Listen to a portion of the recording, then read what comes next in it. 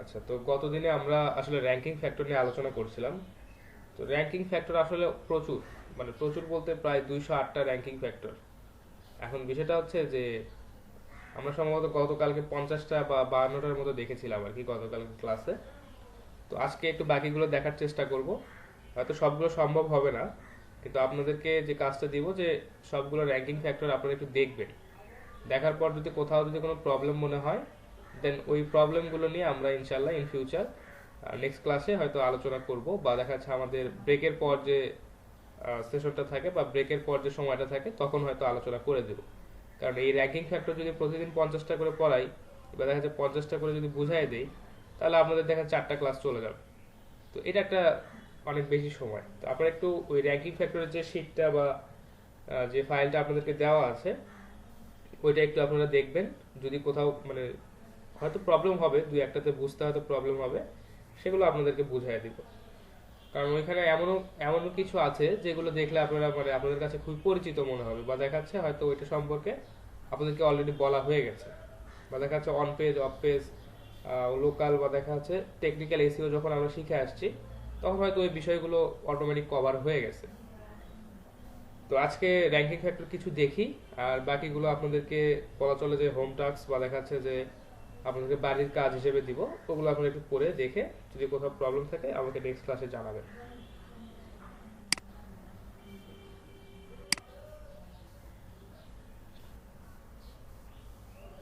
Sir. জি জ্যোতির্ময়। Sir একটা question করতাম sir. Class related হলে এখনই করতে পারেন, অথবা দেখা যাচ্ছে ক্লাস রিলেটেড না হলে ব্রেক পর করতে হবে। আচ্ছা স্যার, পরে তাহলে। আচ্ছা ঠিক আছে। আচ্ছা, গতকাল মনে হয় যে ডোমেন অথরিটি এই পর্যন্ত, তার হ্যাঁ ডোমেন অথরিটি পর্যন্ত বলা ছিল, যেটা আমরা সংক্ষেপে বলি ডিএ। তো সহজ কথায় যেটা বলি যে ডিএ যদি বেশি হয়, আমাদের সাইটটা যদি ডিএ বা ডোমেন অথরিটি যদি বেশি হয়, এটা হচ্ছে 100 পর্যন্ত কাউন্ট হয়। তো আমাদের যত বেশি হবে তত আমাদের পেজটা র্যাঙ্কিং এর সামনের দিকে থাকবে।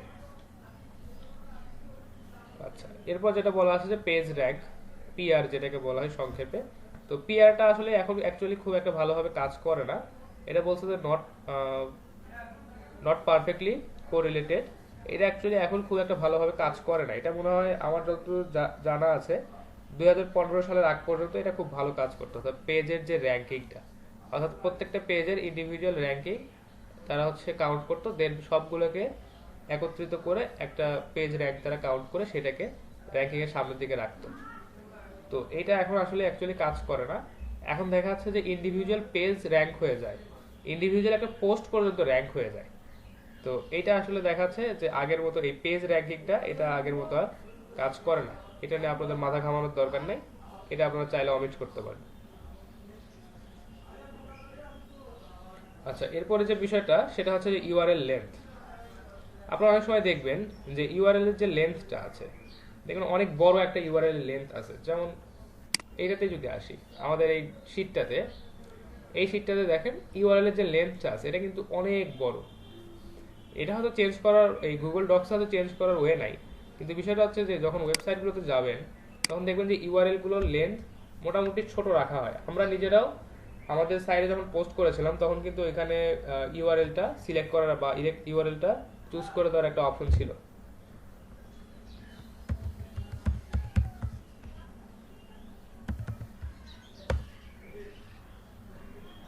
আচ্ছা, এই ব্যাকলিঙ্কো.কম এটা হচ্ছে এসইওর জন্য অনেক ভালো একটা ব্লগ সাইট, বা দেখা যাচ্ছে অনেক ভালো একটা সাইট আর কি।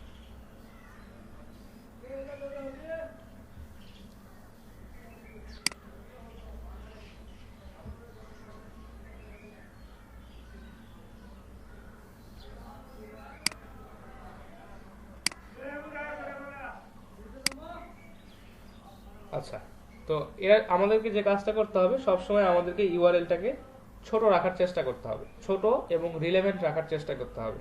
এটা যত ছোট হবে রিলেভেন্ট হবে, এটা মনে রাখা ততটাই সহজ হবে। আচ্ছা, এরপর যেটা বলা আছে যে ইউআরএল এর যে পাথটা, ইউআরএল পাথটা এইটা দেখবেন যে অনেক সময় এরকম হয়। আচ্ছা, আমাদের সাইটটাতে যদি যাই,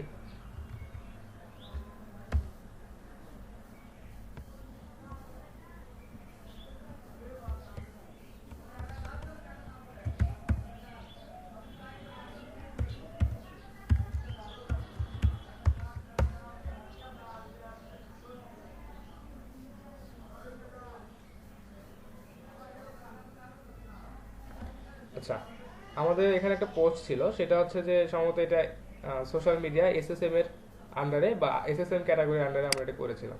তো এটাতে যদি আমরা যাই, দেখেন এখানে যে আমাদের ইউআরএলটা আছে এটা খুব একটা ভালোভাবে অর্গানাইজড ওয়েতে সাজানো নাই। অর্থাৎ আমাদের কি প্রথমে কি করতে হবে, যে আমাদের প্রথমে ওয়েবসাইটটাতে আসতে হবে, দেন একটা ফোল্ডার আছে, তার মধ্যে আরেকটা ফোল্ডার আছে, তার মধ্যে আরেকটা ফোল্ডার আছে, দেন আমাদের এই পোস্টটা এখানে আছে। তো আসলে এইখানে যে ইউআরএল এর যে পাথটা আছে এটা কিন্তু অনেক বড় হয়ে গেছে। তো আমাদেরকে এই ইউআরএল এর পাথটাকে শর্ট করতে হবে, যেটা সবচেয়ে বেস্ট প্র্যাকটিস, যে আপনাদের ওয়েবসাইটের ডোমেন, তারপরে হচ্ছে আপনাদের যে পোস্টের যে ইউআরএলটা এইটা থাকা সবচাইতে জরুরি। তো অনেকেই আবার করে কি, যে ক্যাটাগরি ওয়াইজ বা ক্যাটাগরি ভাগ করে এই ফোল্ডারগুলোকে তারা বা এই সেগমেন্টগুলোকে বা পাথগুলোকে তারা ভাগ করে দেয়। যেমন অনেক সাইটে গেলে আপনারা দেখবেন লেখা আছে এই ওয়েবসাইটের ডোমেন, তারপর হচ্ছে ক্যাটাগরি, তারপর সাব ক্যাটাগরি, দেন ওই পোস্ট, এভাবে লেখা থাকে। আচ্ছা, এটা একটু পরে দেখবো, র্যাঙ্কিং ফ্যাক্টর অবশ্যই এটা বলা আছে। তো ইউআরএল এর পার্টটা যেটা করতে হবে, যে এটা শর্ট রাখার চেষ্টা করতে হবে। আচ্ছা, একটু এক সেকেন্ড।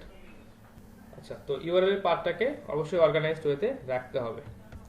আচ্ছা, হিউম্যান এডিটরসের যে বিষয়টা, যে এটা ঘুরে ফিরে আবার ওই একই জায়গাতে চলে আসলাম আমরা, যে আমাদের পোস্টগুলো যদি অবশ্যই হিউম্যান এডিটর বা দেখা যাচ্ছে যে আমরা নিজেরাই যদি লিখি, এটা সবচাইতে বেটার। এখন অনেকেই আছে যে অটো জেনারেটর দিয়ে কাজ করে নেয়, এটা আসলে ঠিক না। এবং দেখা যাচ্ছে যে সাইটগুলোতে ওপেন সোর্স বা দেখা যাচ্ছে ওপেন রিসোর্স হিউম্যান এডিটরের অপশন থাকে, সেগুলোকে আসলে গুগল বেশি প্রায়োরিটি দেয়।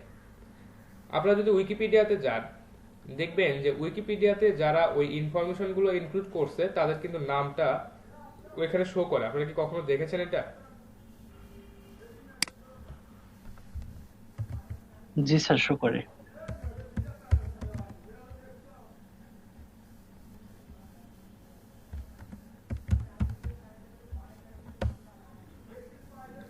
আর উইকিপিডিয়া নিজেরাই যে ইনফরমেশনগুলো কালেক্ট করে বা দেখা যাচ্ছে নিজেরাই যেগুলো তাদের সাইট নেয়, সেখানে অবশ্য থাকে না, কিন্তু দেখা যাচ্ছে যে অবশ্যই একটা জায়গায় এই উইকিপিডিয়াতে যারা এই ইনফরমেশনগুলো অ্যাড করে রাখছে তাদের নামটা কিন্তু এখানে ইনক্লুড করা থাকে।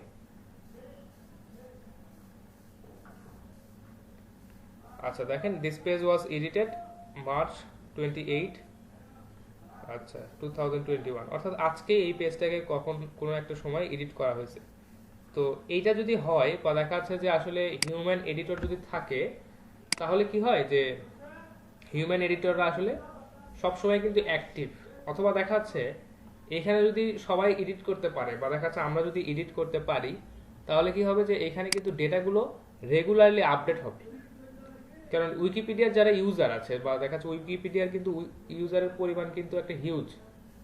তো এখানে যদি সবাই যদি এটাকে এডিট করতে পারে বা তারা যদি এখানে যদি কোনো তথ্য অ্যাড করতে চায়, এটা যদি সবার কাছে অ্যাক্সেস থাকে, এবং দেখা যাচ্ছে অবশ্যই প্রসিডিউরের মধ্যে থাকতে হবে, তাছাড়া দেখা যাচ্ছে যে কেউ যে কোনো কিছু এখানে ইনক্লুড করে দিয়ে যাবে।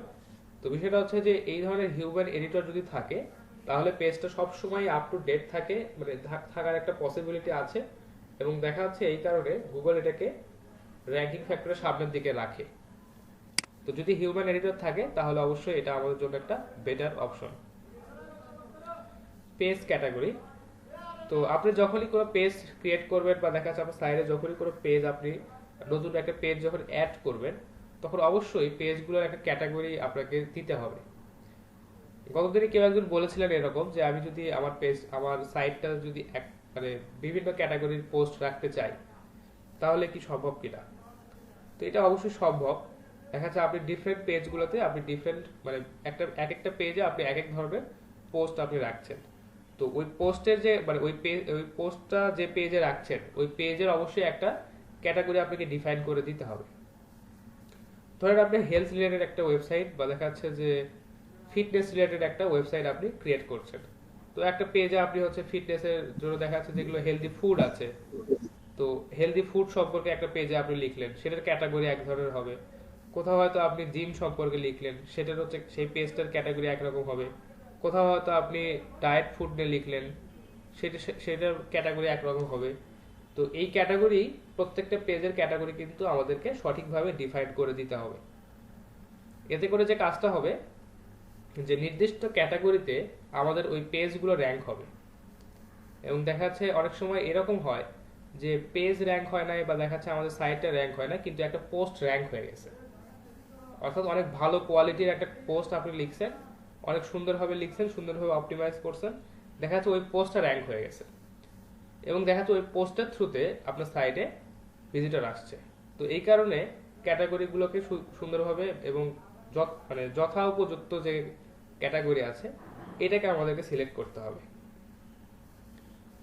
তবে অবশ্যই রিলেভেন্ট ক্যাটাগরি সিলেক্ট করতে হবে। এখন আপনার হয়তো হেলথ রিলেটেড একটা সাইট আপনার, সেখানে হয়তো এই ধরনের যেমন বললাম যে gym, fitness, healthy food, diet food, এগুলো সম্পর্কে আপনি লিখতে পারেন।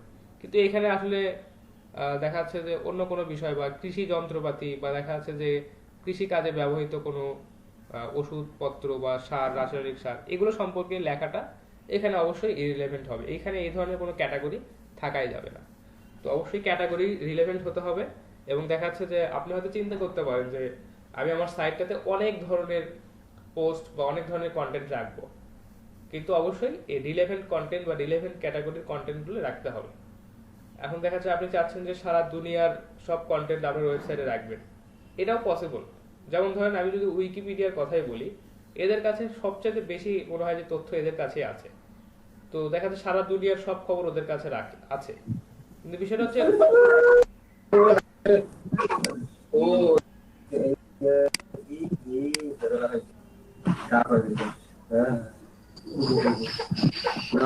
তো দেখা যাচ্ছে সারা দুনিয়ার সব তথ্য আপনি রাখতে চাচ্ছেন।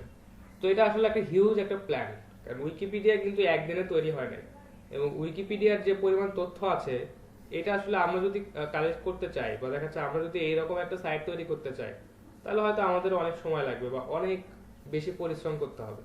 তো দেখা যাচ্ছে অনেকেই এটা করতে পারে না, বা দেখা যাচ্ছে ওটা প্ল্যানটা অনেক বড় থাকে। তো এই কারণে আমাদেরকে যে কাজটা করতে হয় যে রিলেভেন্ট কিছু সেক্টর বা রিলেভেন্ট কিছু সাইটে আমাদেরকে কাজ করতে হয়।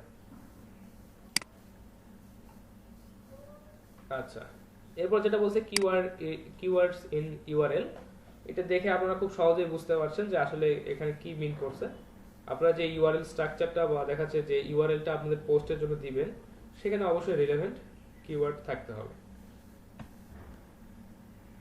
অথবা আপনাদের যে মেইন যে কি ফ্রেজটা এটা অবশ্যই আপনাদের ইউআরএল এ থাকতে হবে। এরপর যেটা বলছে যে ইউআরএল স্ট্রিং, এখানে একটা এক্সাম্পল দেওয়া আছে, এটা দেখলে আপনারা সবচেয়ে সুন্দরভাবে বুঝতে পারবেন।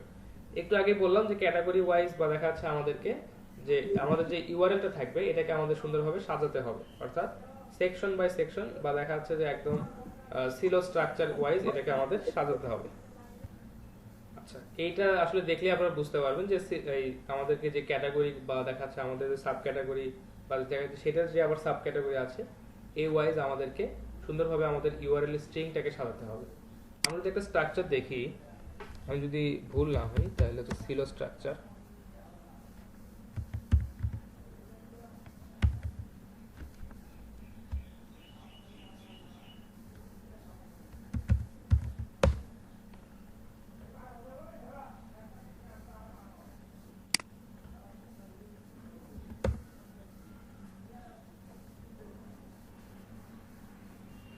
হ্যাঁ এখানে সিলো স্ট্রাকচারের একটা উদাহরণ আসছে, সেটা একটু দেখায় আপনাদেরকে। এই ইমেজটা দেখে,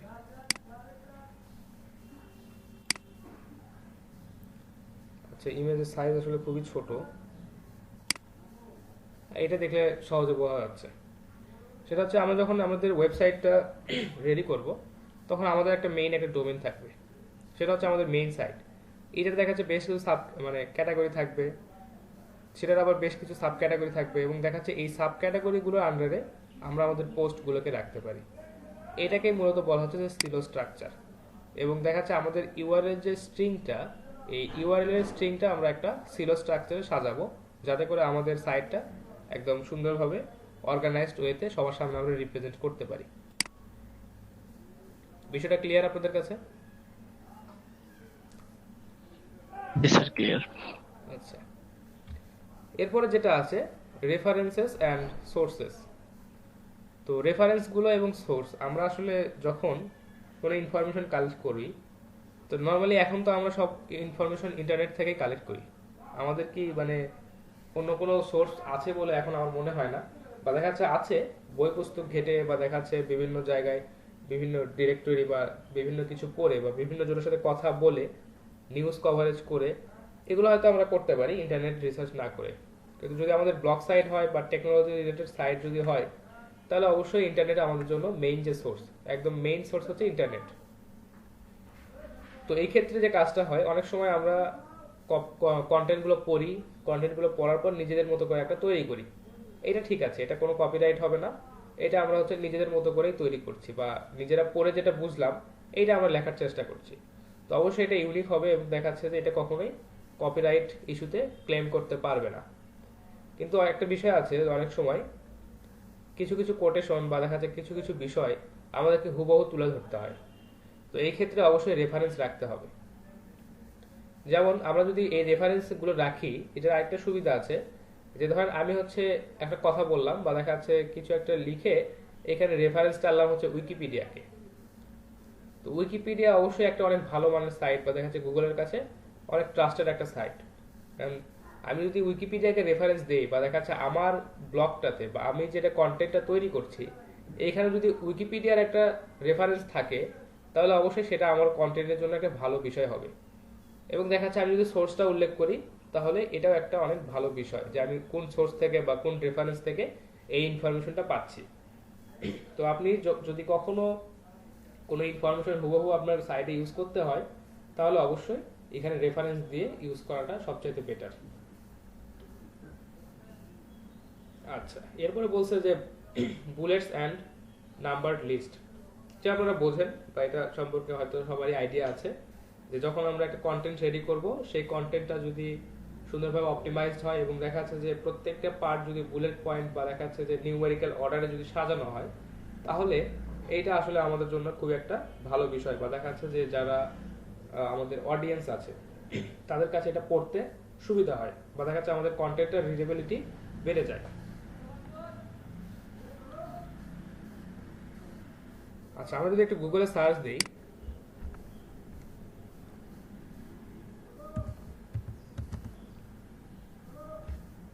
এটা যদি সার্চ দিই how to write a article in journal, দেখি দেখেন গুগলে আমাদের এই সাইটটা, বা দেখা যাচ্ছে গুগলে যখন আমরা সার্চ দিলাম যে how to write a article in journal, একদম সুন্দরভাবে এই পয়েন্টগুলো আমাদেরকে দেখাচ্ছে, বুলেট পয়েন্ট হিসেবে এই পয়েন্টগুলো দেখাচ্ছে। আমরা যদি এই সাইটটা যদি যাই,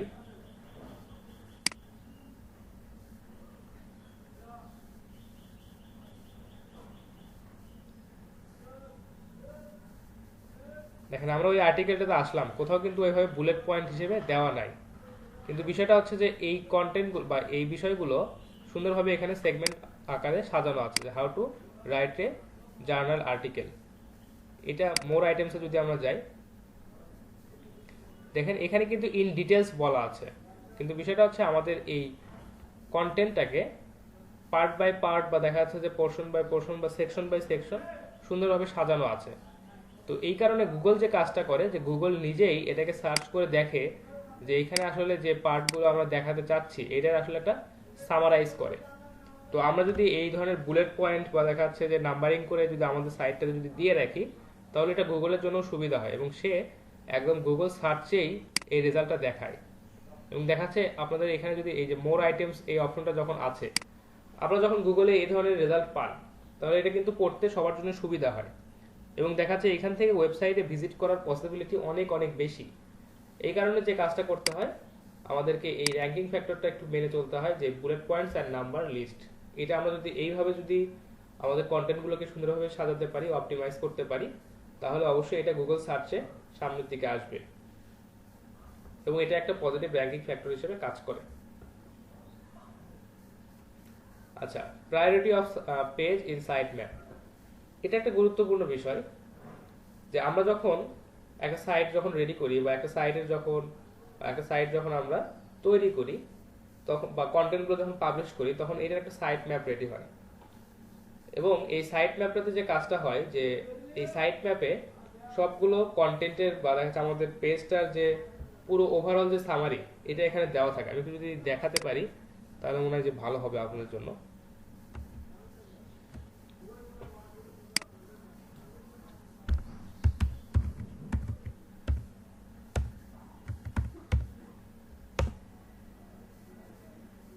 আচ্ছা, দেখেন আমরা যে পেজটাতে ছিলাম ওই পেজের একটা সাইট ম্যাপ আমরা এখান থেকে দেখছি। তো এক্সামের সাইট ম্যাপ এইখানে দেখেন, এই সাইট ম্যাপগুলো প্রত্যেকটা এখানে আলাদা আলাদাভাবে দেওয়া আছে। পেজ সাইট ম্যাপ, তারপর হচ্ছে হাব রিসোর্স সাইট ম্যাপ, এখানে প্রত্যেকটা সাইট ম্যাপ আলাদা আলাদাভাবে দেওয়া আছে। দেখেন আমরা যখন এই ডিরেক্টরিতে আসলাম তখন এই, অর্থাৎ এটা কোনটার আন্ডারে আছে, পেজ রিসোর্সে আছে সম্ভবত। তো দেখেন এইখানে প্রত্যেকটা কন্টেন্ট বা প্রত্যেকটা পোস্ট এখানে সুন্দরভাবে লিংক হিসেবে দেওয়া আছে। আর আমরা যদি একটা সাইটে যদি যাই, সেই সাইটটাতে যাওয়ার পর দেখা যাচ্ছে যে সেই সাইটটার হচ্ছে কোথায় কি কন্টেন্ট আছে, কোথায় কি পোস্ট আছে, এগুলো হচ্ছে আমরা হিউম্যান, আমরা হচ্ছে খালি চোখে দেখি। কিন্তু গুগল আসলে এই কাজটা করে না। গুগল যে কাজটা করে যে সে হচ্ছে এই ওয়েবসাইটের সাইট ম্যাপে আসে, আসার পর এইভাবে কন্টেন্টগুলোর লিস্ট সে দেখে, দেখার পর সে হচ্ছে এখান থেকে এগুলোকে চেক করে দেখে। দেখেন এই যে কন্ট্যাক্ট যে পেজটা আছে এখানে, সেই কন্ট্যাক্ট পেজটা, এই লিঙ্কটা জাস্ট ক্রাউল করবে, এই লিঙ্কটা ক্রাউল করে এই কন্ট্যাক্ট পেজে কি ইনফরমেশন আছে সেটা সে দেখে নেবে। তারপর হচ্ছে গুগল এসইও গাইড, দেখেন এটাতে কি কন্ট্যাক্ট মানে কি ইনফরমেশন আছে সে গুগল এখানে এসে এটাকে দেখে নেবে। তো এই ধরনের সাইট ম্যাপ থাকা সবচাইতে জরুরি। বা দেখা যাচ্ছে সাইট ম্যাপে একটা কাজ হয় যে priority of page in site map, অর্থাৎ যে পেজটা সবচাইতে বেটার বা দেখা যাচ্ছে যে পেজটা আপনার সবচাইতে ভালো মানের কন্টেন্ট আছে, এটাকে আপনি সাইট ম্যাপে প্রথমের দিকে রাখার চেষ্টা করবেন। অর্থাৎ প্রায়োরিটি যদি বেশি পায় যে পেজটা বা মানে যে পেজে আপনি কন্টেন্ট ভালো মানের রাখছেন, এটা যদি সাইট ম্যাপে প্রায়োরিটি বেশি পায় তাহলে দেখা যায় গুগল প্রথমে ওইটাকে ভিজিট করবে এবং ওই পেজটার থ্রুতে আপনার ওয়েবসাইটটাকে র্যাঙ্ক করা বা দেখা যাচ্ছে গুগল আপনাকে এটাকে পজিটিভ র্যাঙ্কিং ফ্যাক্টর হিসেবে কাউন্ট করে আপনার সাইটটাকে হয়তো সামনের দিকে রাখবে। কারণ আমরা হয়তো প্রাথমিক অবস্থায় ওয়েবসাইটে গিয়ে কন্টেন্ট কোথায় কি আছে এগুলো চেক করি, কিন্তু গুগল আসলে তা করে না। গুগল তার রোবট দিয়ে চেক করে, সেই হচ্ছে রোবট টেক্সট.io তে এসে এবং দেখা যাচ্ছে যে সেই গুগল সাইট ম্যাপটা বা ওই সাইটের সাইট ম্যাপটা সে লিঙ্ক ওয়াইজ ক্রাউল করে, সেখান থেকে দেখে যে কোন পেজের কন্টেন্ট কেমন, কোয়ালিটি কেমন, কি ইনফরমেশন আছে, কতগুলো ইনফরমেশন আছে, এগুলো সে একটা একটা করে চেক করে। তো সাইট ম্যাপে অবশ্যই প্রায়োরিটিটা বেশি দিতে হবে সেই পেজটাকে, যে পেজে আমাদের কোয়ালিটি কন্টেন্ট বা দেখা যাচ্ছে র্যাঙ্ক হওয়ার পসিবিলিটি বেশি আছে। এরপর যেটা বলা আছে যে টু মেনি আউটবাউন্ড লিঙ্কস, যদি অনেক বেশি পরিমাণ আউটবাউন্ড লিঙ্ক দেন এটা আপনার জন্য একটা নেগেটিভ ইস্যু হিসেবে বা দেখা যাচ্ছে নেগেটিভ র্যাঙ্কিং ফ্যাক্টর হিসেবে কাজ করতে পারে, বা দেখা যাচ্ছে আপনাকে এটা র্যাঙ্কিং এর পেছনের দিকে ঠেলে দিবে। তো অবশ্যই too many outbound link use করা যাবে না। সবচেয়ে গুড প্র্যাকটিস যেটা, যে দুইটা বা তিনটা, ম্যাক্সিমাম তিনটা, মিনিমাম একটা, বেস্ট হচ্ছে দুইটা ব্যাকলিঙ্ক ইউজ করা, আউটবাউন্ড লিঙ্ক ইউজ করা। বিষয়টা ক্লিয়ার আপনাদের কাছে যে আউটবাউন্ড লিঙ্ক কতগুলো ইউজ করব? জি স্যার। ঠিক আছে, বেস্ট প্র্যাকটিস মানে একটা করলে স্যার হচ্ছে মূলত বেটার, তাই তো স্যার? না, একটা করলে একটা হচ্ছে মিনিমাম, দুইটা করলে বেটার, তিনটা হচ্ছে ম্যাক্সিমাম। তো সবচেয়ে বেটার হচ্ছে দুইটা আউটবাউন্ড আচ্ছা, লিঙ্ক ঠিক আছে। রাখা। আচ্ছা, এরপর বলছে যে UX signals from other keywords page rank for. আচ্ছা ঠিক আছে, আপনার সাইটে একটু আগেই বললাম যে আপনার সাইটে হয়তো বিভিন্ন ধরনের কন্টেন্ট থাকতে পারে। একটা এক্সাম্পল দিয়েছিলাম এরকম যে হেলথ রিলেটেড যদি একটা সাইট আপনার হয়, কোথাও হয়তো ইয়োগা, কোথাও হয়তো ফিটনেস টিপস, কোথাও হয়তো ডায়েট ফুড, কোথাও হয়তো হেলদি ফুড, এগুলো নিয়ে হয়তো আপনি কথা বলছেন। এখন প্রত্যেকটা পেজের আলাদা আলাদা ক্যাটাগরি হবে এবং দেখা যাচ্ছে প্রত্যেকটা পেজের জন্য কিন্তু আলাদা আলাদা কিওয়ার্ড থাকবে। তো এইটার বিষয়টা হচ্ছে যে আপনার যতগুলো পেজ র্যাঙ্ক করবে বা দেখা যাচ্ছে আলাদা আলাদা কিওয়ার্ডের জন্য আপনার যতগুলো পেজ র্যাঙ্ক করবে, আপনার সাইটটা তত সামনের দিকে আগায় যাবে। অর্থাৎ ওভারঅল একটা স্কোর আপনার যদি ভালো হয় তাহলে সাইটটাকে সামনের দিকে র্যাঙ্ক করতে অনেক সুবিধা হয়। আর আপনার পেজে দেখা যাচ্ছে, আপনার দেখা যাচ্ছে ওয়েবসাইটে 4টা পেজ আছে, 4টা পেজের মধ্যে 3টা পেজই অনেক ভালো র্যাঙ্কিং করতেছে বা দেখা যাচ্ছে 3টা পেজে অনেক ভালো কিওয়ার্ড ইউজ করা আছে এবং দেখা যাচ্ছে এটা আপনার জন্য একটা বেটার রেজাল্ট আনবে। আর দেখা যাচ্ছে আপনার 4টা পেজ, তার মধ্যে একটা হয়তো র্যাঙ্ক করছে, বাকি 3টা র্যাঙ্ক করছে না, বাকি 3টা খুব ভালো পজিশনে নাই, এটা আপনার জন্য খুব ভালো একটা রেজাল্ট আনবে না। তো আমাদেরকে চেষ্টা করতে হবে আলাদা আলাদা ভাবে পেজগুলোকেও র্যাঙ্ক করানোর, যাতে এটার ওভারঅল একটা ইফেক্ট আমাদের পুরো সাইটটার উপরে আসে। এরপর যেটা আছে পেজেস, দেখেই বুঝতে পারতেছেন যে আসলে পেজেসটা কি, যে আপনার পেজটা যত পুরাতন হবে বা যত আগে থেকে আপনি সাইটটাতে কাজ করছেন বা পেজটা ক্রিয়েট করে রাখছেন, এটা বেশি প্রায়োরিটি পাবে এবং দেখা যাচ্ছে এটা সবসময় আপডেট রাখতে হবে।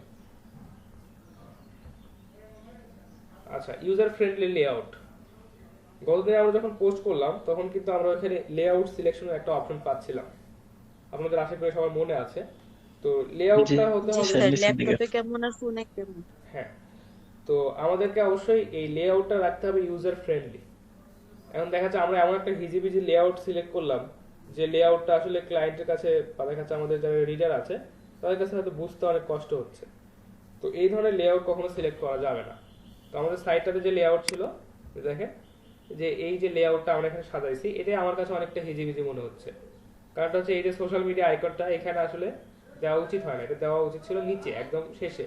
যদি কেউ আমাদের কন্টেন্টটা পড়ে একদম কমপ্লিট পুরো কন্টেন্টটা সে পড়ছে, পড়ার পর তার কাছে ভালো লাগলো, দেন সে হয়তো সোশ্যাল মিডিয়াতে শেয়ার করতে পারে। তো প্রথমে আসলে শেয়ার বাটন দিয়ে রাখছি বা দেখা যাচ্ছে প্রথমে ডিফল্ট হিসেবে শেয়ার বাটনটা প্রথমে আসে। তো ডিফল্ট হিসেবে শেয়ার বাটনটা প্রথমে শো করতেছে, এটা আসলে উচিত না। কারণ আমাদের কন্টেন্টটা তো আগে সে পড়বে, পড়ার পর যদি তার কাছে ভালো লাগে দেন সে হয়তো এটাকে শেয়ার করবে। এখন প্রথমেই শুধু শেয়ার বাটন দিয়ে রাখলে এটা আসলে খুব একটা ভালো মানে থিঙ্কিং হলো না। এটা একটা লেআউটের মধ্যে একটা মানে গ্যাঞ্জাম মনে হচ্ছে আমার কাছে।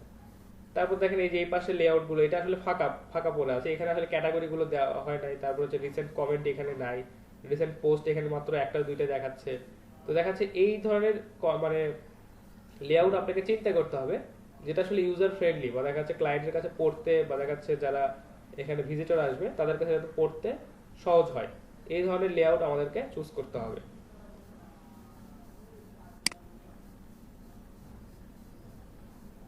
ইউজার ফ্রেন্ডলি লেআউট, ঠিক আছে।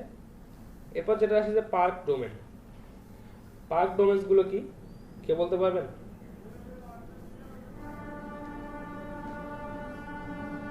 স্যার যেগুলো আগে কেনা থাকে সেরকম ডোমেন গুলোকে মনে হয় পার্ক ডোমেন বলা হয় নাকি স্যার? হ্যাঁ এক্স্যাক্টলি, যে আপনি হয়তো একটা ডোমেন কিনে রাখছেন, রেখে কোনো মানে ফেলে রাখছেন, কোনো কাজ করছে না, ডোমেন কিনে আপনি জাস্ট ওটাকে ফেলে রাখছেন, কোনো কিছুই করছে না, কোনো সাইট আপলোড করেন নাই, কোনো কন্টেন্ট নাই, কোনো কিছু নাই।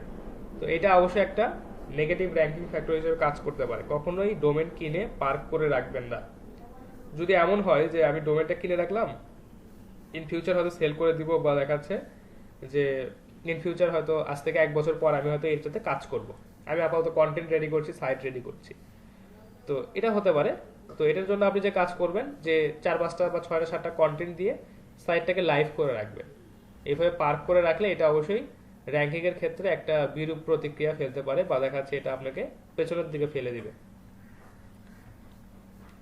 তো যদি মনে হয় যে না আমি পরবর্তীতে কাজ করব, দেন আপনি হচ্ছে ওইটাতে কিছু 4-5টা কন্টেন্ট দিয়ে জাস্ট ওটাকে আপনি লাইভ করে রেখে দেন, এটা সবচেয়ে বেটার।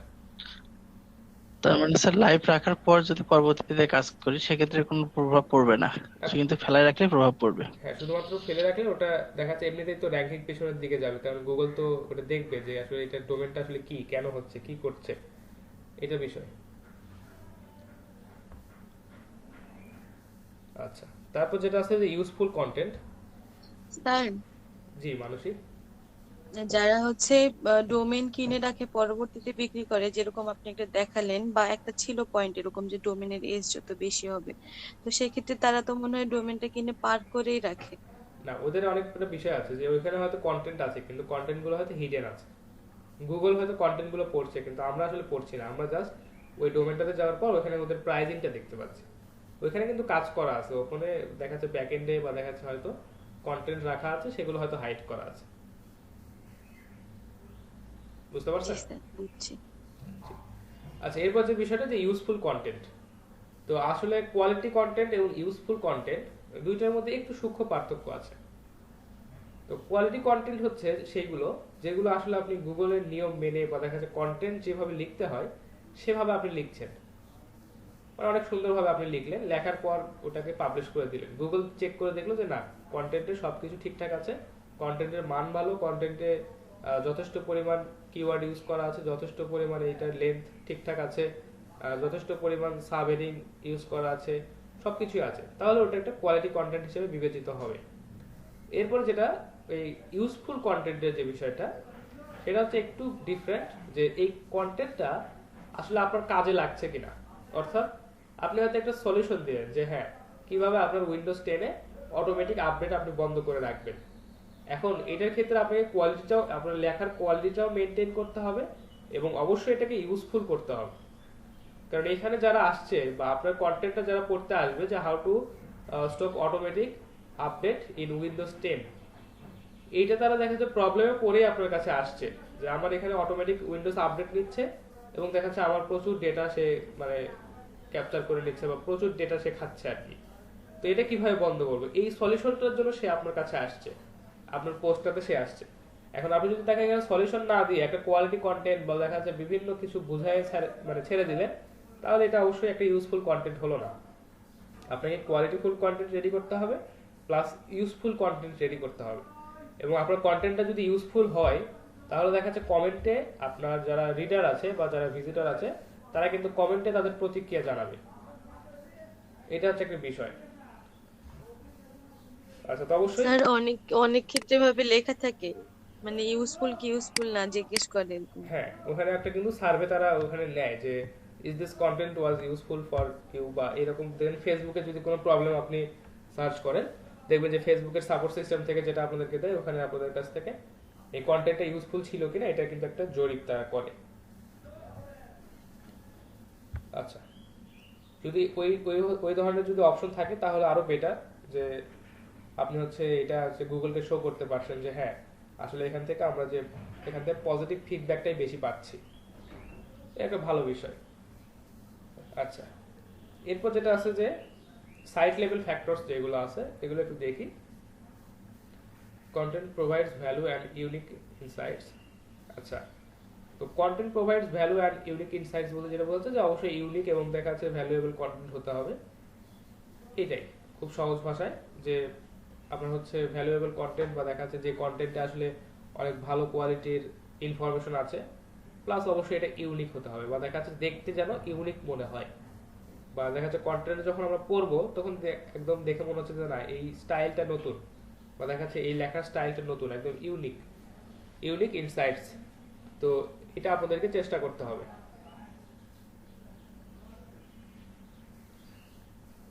আচ্ছা, তারপর যেটা বলছে যে কন্টাক্ট আস পেজ। হ্যাঁ, প্রত্যেকটা ওয়েবসাইটে একটা করে কন্টাক্ট আস পেজ থাকতে হবে, এটা মাস্ট। যদি আপনার সাইডে কন্টাক্ট আস পেজ না থাকে গুগল আপনাকে র্যাঙ্কিং দিবে না, এটা একদম গুগলের স্পষ্ট কথা। যে আপনার যদি এখানে কন্টাক্ট আস পেজ বা দেখা যাচ্ছে কন্টাক্ট আসের যে ইনফরমেশন এগুলো যদি সঠিকভাবে না থাকে তাহলে আপনার পেজটাকে আমরা র্যাঙ্কিং দিব না, এটা হচ্ছে বিষয়।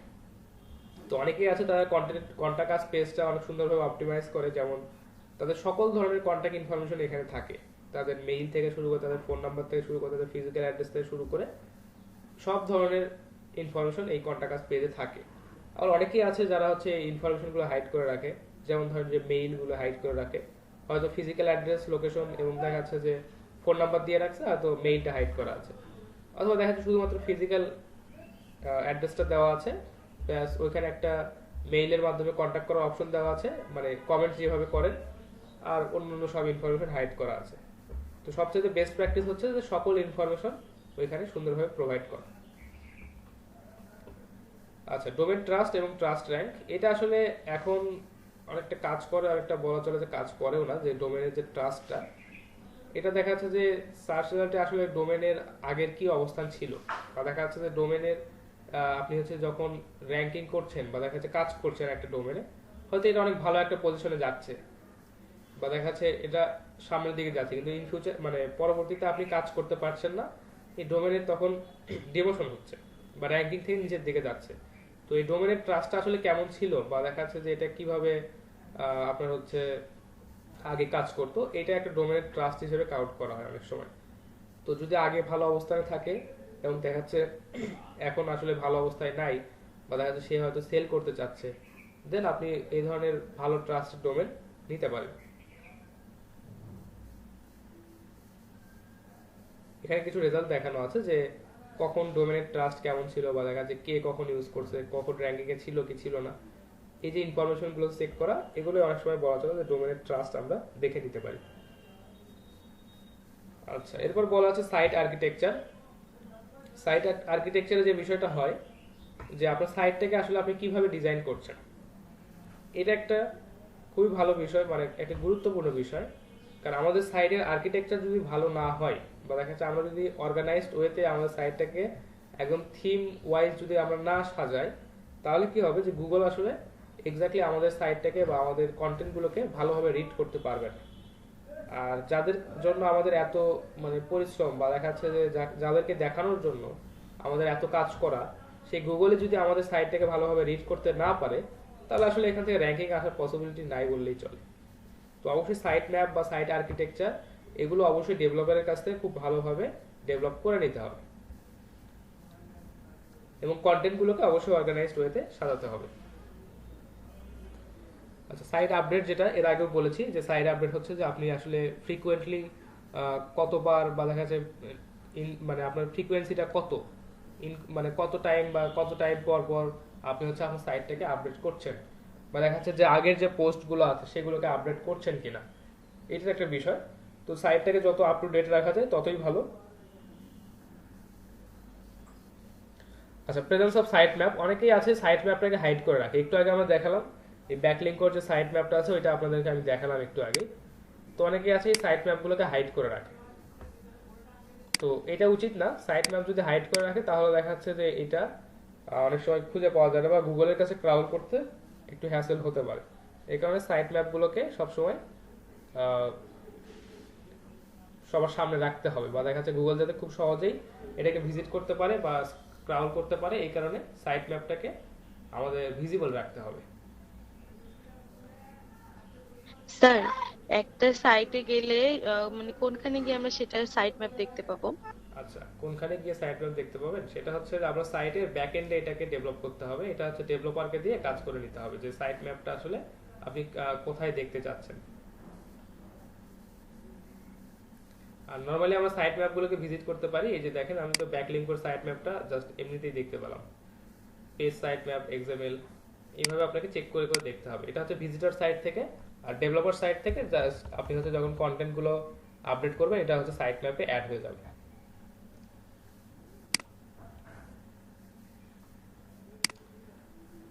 বুঝতে পারছেন বিষয়টা? এটা আসলে ডিজাইন, জি স্যার। এটা আসলে ডিজাইন বা ডেভেলপারদের ব্যাক এন্ডের কিছু কাজ। আচ্ছা, এরপর যেটা বলছে যে site up time. Site up টাইমটা হচ্ছে যে অনেক সময় দেখবেন যে সার্ভার ডাউন হয়ে গেছে, সাইট ডাউন হয়ে গেছে, সাইট চলতেছে না। এইটা কখনো হওয়া যাবে না। যখন গুগল আপনার সাইটটাকে ক্রাউল করতে আসবে, সে কিন্তু আপনার সাইটটাকে আপলোড করবে। আপলোড করবে বলতে যে সে আপনার সাইটটা পুরো তার মানে রোবটে নিয়ে সে হচ্ছে এটাকে ক্রাউল করে দেখবে। তো এই সাইটটা যদি আপ হতে, বা দেখা যাচ্ছে যে আপ টাইম যদি বেশি হয়, বা দেখা যাচ্ছে সার্ভার যদি ডাউন থাকে, বা গুগল ক্রাউল করতে এসে যদি দেখে যে আপনার সার্ভার ডাউন, তাহলে কিন্তু আসলে এটা আপনার জন্য একটা ব্যাড ইম্প্যাক্ট ফেলবে।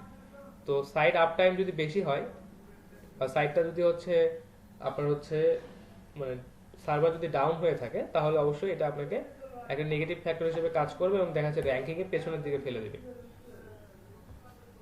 আচ্ছা, এরপর যেটা বলছে সার্ভার লোকেশন। সার্ভার লোকেশন বা ডেটা সেন্টারের যে লোকেশনটা, এটা হতে হবে নিয়ারেস্ট।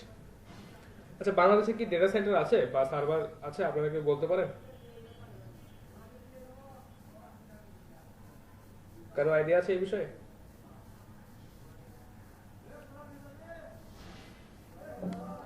না স্যার। আচ্ছা, বাংলাদেশে আসলে এই ডেটা সেন্টার বা দেখা যাচ্ছে সার্ভার আমাদের আসলে নিজস্ব নাই। আমরা যে সার্ভারগুলো ইউজ করি, একটা হচ্ছে সিঙ্গাপুরে আছে, আর একটা আছে হচ্ছে আমাদের ইন্ডিয়ার। তো আমাদের জন্য সবচেয়ে যেটা বেটার হয় যে নিয়ারেস্ট ডেটা সেন্টার বা দেখা যাচ্ছে নিয়ারেস্ট সার্ভারগুলো ইউজ করা। এতে করে আমাদের হচ্ছে টাইম ইরর বা দেখা যাচ্ছে যে আপলোডিং বা দেখা যাচ্ছে ডাউনলোডিং স্পিডটা অনেক ভালো হয়। তো ডেটা সেন্টার বা দেখা যাচ্ছে যে আপনার সার্ভার যত কাছের হবে, এটা আমার জন্য বেটার। এখন আমরা হচ্ছে বাংলাদেশের একটা সাইট নিচ্ছি .com.bd, সেক্ষেত্রে অবশ্যই ইন্ডিয়া বা দেখা যাচ্ছে যে আমাদের নিয়ারেস্ট সিঙ্গাপুরের যে ডেটা সেন্টারগুলো আছে এগুলো ইউজ করার চেষ্টা করতে হবে। আচ্ছা, সার্ভার লোকেশন ছিল এটা। এসএসএল সার্টিফিকেট না আগেই বলা হয়েছে যে এসএসএল সার্টিফিকেট অবশ্যই থাকতে হবে। এখন দেখাচ্ছে এসএসএল সার্টিফিকেট ছাড়া কি আসলে র্যাঙ্ক করা যাবে না? র্যাঙ্ক করা যাবে, কিন্তু দেখাচ্ছে যে ওইটা খুবই কষ্ট হবে। আর আপনার যদি মাত্র একটা এসএসএল সার্টিফিকেট থাকে, তাহলে দেখাচ্ছে অনেক সহজে আপনি র্যাঙ্ক করতে পারবেন। এটা একটা ভালো বিষয়। আর গুগল এখন অবশ্যই স্যার বলেই দিচ্ছে স্যার ৭৬ নম্বরে যেটা সার্ভার লোকেশন ছিল স্যার, এখানে যেটা বলা হয়েছে যে specially important for geo specific searches, জি, এটা আসলে কি স্যার? একটু জিও যদি বুঝিয়ে স্পেসিফিক দিতেন। সার্চেস বলতে যে আমরা যদি আমাদের লোকেশন ওয়াইজ একটা আমরা যদি ডোমেন নিই, যেমন ধরেন যে .com.bd বললাম না একটু আগে, জি স্যার। তো .com.bd আচ্ছা যখন আমরা নিচ্ছি তখন হচ্ছে আমরা অবশ্যই নিয়ারেস্ট ডেটা সেন্টার যেটা আমাদের আছে সেটা হচ্ছে সেই ধরনের ডেটা সেন্টারের সাথে আমরা কানেক্ট করার চেষ্টা করব। আচ্ছা, জিও বলতে আসলে কি বোঝানো হয় স্যার এটা? জিও বলতে জিও, জিওগ্রাফিক্যাল, এটা, আচ্ছা আচ্ছা। আমাদের জিওগ্রাফিক্যাল এরিয়াটাকে স্পেসিফাই করে দিতে বলছে। হ্যাঁ, এটাই এক্স্যাক্টলি। জিওগ্রাফিক্যাল বলতে যে আমরা আসলে পৃথিবীর কোন মানে জায়গাটায় অবস্থান করছি। ভৌগোলিক অবস্থান। হ্যাঁ, আমাদের জিওগ্রাফিক্যাল লোকেশনটা কোথায়, মানে ভৌগোলিক অবস্থানটা আসলে কোথায়। এটা নির্ধারিত করতে বলছে, তাই তো স্যার? হ্যাঁ, যদি আমরা এই ধরনের কোনো ডোমেন নেই, যেমন ধরেন যে আমরা যদি .com.bd যদি নেই, তাহলে এটা হচ্ছে আমাদের জিওগ্রাফিক্যালি লোকেটেড ফর বাংলাদেশ। তো আমাদেরকে এই জিওগ্রাফিক্যালি নিয়ারেস্ট যে ডেটা সেন্টারগুলো বা যে সার্ভারগুলো আছে সেখানে আমাদেরকে কানেক্ট হতে হবে, বা দেখা যাচ্ছে আমাদেরকে এই মানে প্রোভাইড করে বা এই ধরনের সার্ভার থেকে সার্ভিস প্রোভাইড করে তাদের কাছ থেকে ডোমেনগুলো নিতে হবে। বুঝতে পারছেন? জি স্যার, বুঝতে পারছি স্যার। আচ্ছা, ঠিক আছে। এসএসএল সার্টিফিকেটের যে বিষয়টা, যে গুগল মানে গুগল দেখা যাচ্ছে এখন ডিক্লেয়ার করেই দিছে যে যদি এসএসএল সার্টিফিকেট থাকে তারা হচ্ছে এই সাইটগুলোকে র্যাঙ্কিং এ প্রথমের দিকে রাখবে। এসএসএল সার্টিফিকেট না থাকলে অনেক সময় তারা এটাকে ইন্ডেক্সই করে না। আচ্ছা, এইচটিটিপিএস যেটা hyper text transfer protocol secure, যেটা এটাতে আসলে আমাদেরকে নিতে হবে। তো এসএসএল সার্টিফিকেটের জন্য এটা আমাদের জন্য ডোমেনের সাথে এক্সট্রা কিছু পে করতে হয়, সম্ভবত $2 থেকে $2.5 মতো পার ইয়ার এসএসএল সার্টিফিকেটের জন্য পে করতে হয়। তো যদিও পে করতে হচ্ছে, এটা আমাদের নেওয়া একটা বাধ্যতামূলক বলা চলে।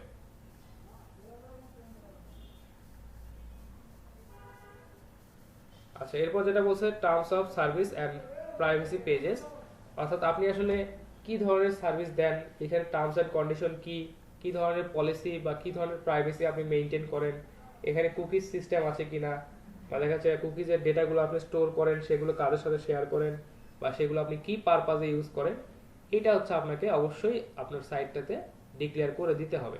Terms of service and privacy page এটা আপনার থাকতেই হবে। আচ্ছা, যদি না থাকে গুগল আপনাকে র্যাঙ্কিং দিবে না। আচ্ছা, এরপর যেটা বলছে duplicate meta information on site. অনেক সময় কি হয় যে আপনার হয়তো একটা পেজ রেডি করলেন, দেখা যাচ্ছে ওই পেজটা আপনি বারবার মানে দেখা যাচ্ছে 2টা বা 3টা 4টা পেজ আপনি রেডি করলেন, এবং দেখা যাচ্ছে ওই পেজগুলোর জন্য মেটা ডেসক্রিপশন বা দেখা যাচ্ছে যে মেটা মেটা যে ইনফরমেশনগুলো আছে এগুলো আপনি সেম দিচ্ছেন। তো এটা আসলে উচিত না।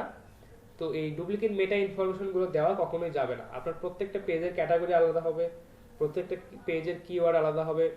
এই কারণে প্রত্যেকটা পেজের মেটা যে ইনফরমেশনগুলো আছে এগুলো প্রত্যেকটার জন্য আলাদা আলাদা এবং ইউনিক হবে। আচ্ছা, এরপর যেটা বলছে যে bread crumb navigation. Bread crumb navigation যেটা, এটা বেশিরভাগ ই কমার্স সাইটগুলোতে দেখা যায়।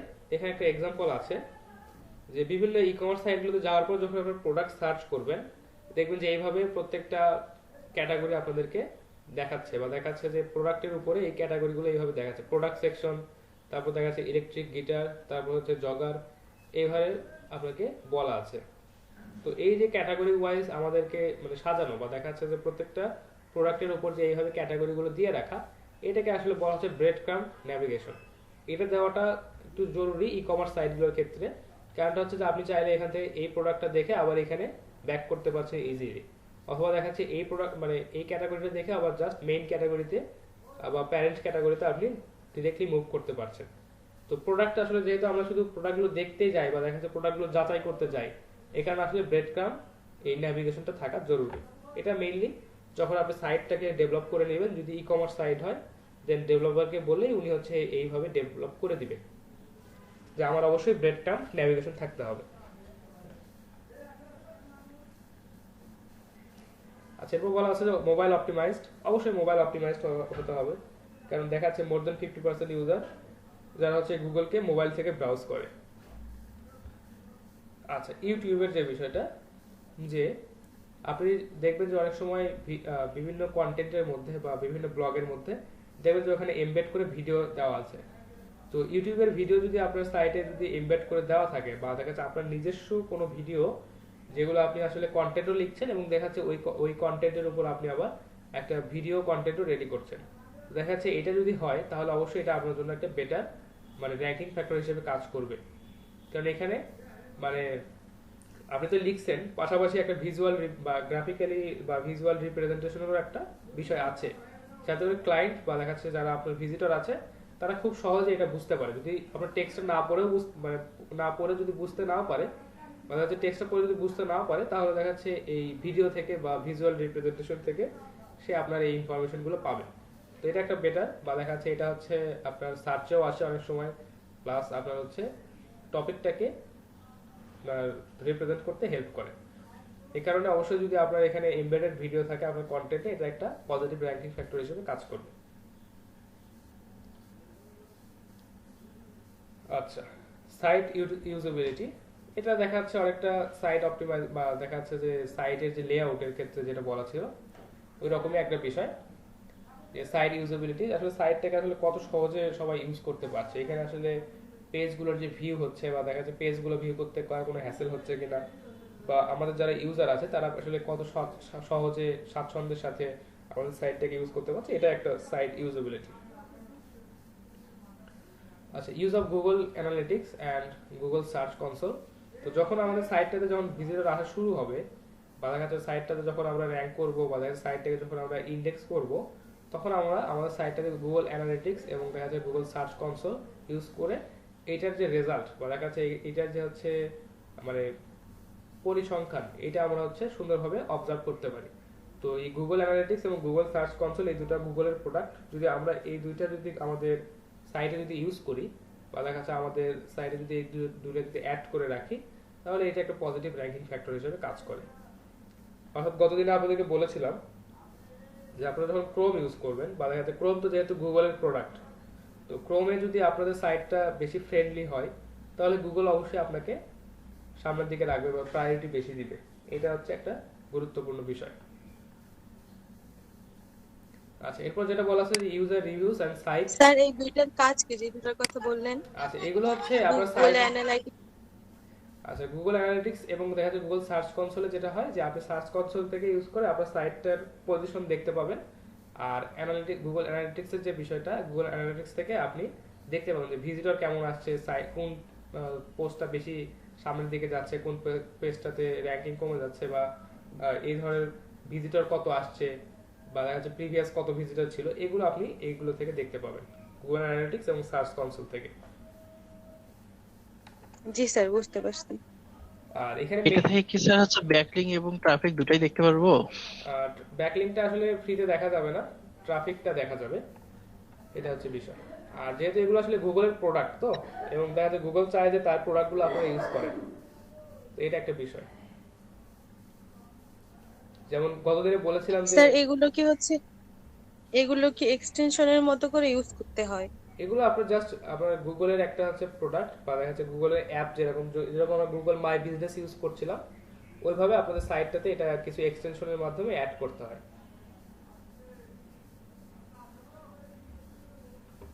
কিওয়ার্ড প্ল্যানারের মতো স্যার? হ্যাঁ, অনেকটা ওইরকম কিওয়ার্ড টাইপের হয়? প্ল্যানারের মতো, হ্যাঁ অনেকটা কিওয়ার্ড প্ল্যানারের মতো আর কি। বুঝতে পারছি স্যার। এখানে মেইন যে কনসার্নটা সেটা হচ্ছে যে আপনি যত বেশি পারেন গুগলের প্রোডাক্ট ইউজ করেন, এটা হচ্ছে তাদের মেইন কনসার্ন। এখন আপনি গুগল প্রোডাক্ট যত বেশি ইউজ করবেন আপনার সাইটটাকে তারা তত সামনের দিকে রাখবে, কারণ ইনডিরেক্টলি আপনি তাদেরকে হেল্প করছেন, তারা আপনাকে হেল্প করবে। বুঝতে পারছেন বিষয়টা? আচ্ছা, ঠিক আছে। এরপর যেটা আছে যে user reviews and site reputation.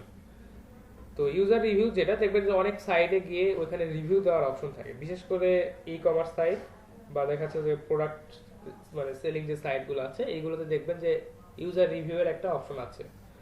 এবং যদি এখানে ইউজার রিভিউগুলো ভালো মানের থাকে, তাহলে অবশ্যই আপনার সাইটের যে রেপুটেশন এটা বাড়বে, বা দেখা যাচ্ছে যে সাইটের যে ট্রাস্ট এটা বাড়বে। এই কারণে আপনারা চাইলে এখানে ইউজার রিভিউগুলো শো করাতে পারেন, এইটা একটা পজিটিভ র্যাঙ্কিং ফ্যাক্টর হিসেবে কাজ করে। আচ্ছা, তো এখন পর্যন্ত যেটুকু বললাম, যদি কোনোটাতে প্রবলেম থাকে একটু আমাকে বলবেন, কারণ দেখা যাচ্ছে এখানে র্যাঙ্কিং ফ্যাক্টরগুলো অনেক, এবং দেখা যাচ্ছে এগুলো একটার পর একটা আসতেছে, এবং যদি কোথাও একটু প্রবলেম হয়, যদি এখন না বলতে চান হয়তো নোট ডাউন করে রাখতে পারেন, লেকচার শেষে হয়তো আপনাকে ওগুলো আবার বুঝাই দেবো, বা কোনোটা যদি রিপিট করতে হয় সেটা হয়তো আবার আপনাদেরকে বলে দিব। তখন যদি আমাদের ওয়ার্ডপ্রেস সাইটটাতে যদি যাই, পাসওয়ার্ড যে কি ছিল,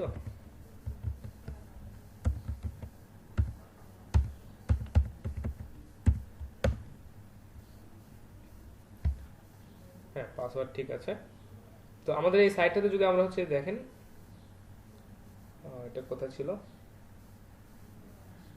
অ্যাপিয়ারেন্স, কাস্টমাইজেস, বা দেখাচ্ছে যে জাস্ট প্লাগইন এডিটরে যদি যাই, দেখেন এখানে কিন্তু কোড লেখার জায়গা আছে, ইন্ডেক্স পিএইচপি, দেখেন এখানে আমাদের কোড লেখার জায়গা আছে। আপনি যদি চান যে আপনি হচ্ছে কোডিং খুব ভালো পারেন, বা দেখা যাচ্ছে যে আপনি কোডিং এর মাধ্যমে আপনার সাইটটাতে কোথাও একটা প্লাগইনে কিছু চেঞ্জ আনতে চাচ্ছেন, তখন দেখা যাচ্ছে এইগুলোতে আপনি চেঞ্জ করতে পারবেন, বা দেখা যাচ্ছে এখানে আপনি কোড লিখেও আপনি চেঞ্জ করতে পারবেন। তো বিষয়টা হচ্ছে যে প্রাথমিক অবস্থায় আমাদের এগুলোতে যাওয়ার কোনো প্রয়োজন নাই, কারণ এখানে যদি আমরা যাই বা দেখা যাচ্ছে এগুলো যদি আমরা এডিট করি, তাহলে এটা আমাদের সাইটটাতে HTML এরর বা দেখা যাচ্ছে PHP বা দেখা যাচ্ছে ব্যাক এন্ডে এরর ঘটাতে পারে। তো এই কারণে তখন আসলে এই এররগুলো ঘটতে পারে। বা আপনি হয়তো ভাবতেছেন যে আমি তো জাস্ট এগুলোতে আমি তো HTML এর কোনো কাজ করছি না, তারপরে আসলে এররটা কোথা থেকে আসতে পারে।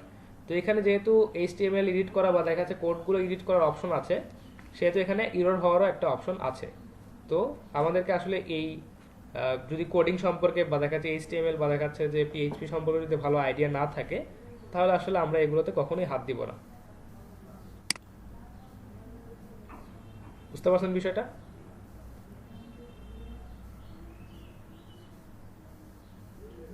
জি স্যার, বুঝতে পারছি। আচ্ছা, ঠিক আছে।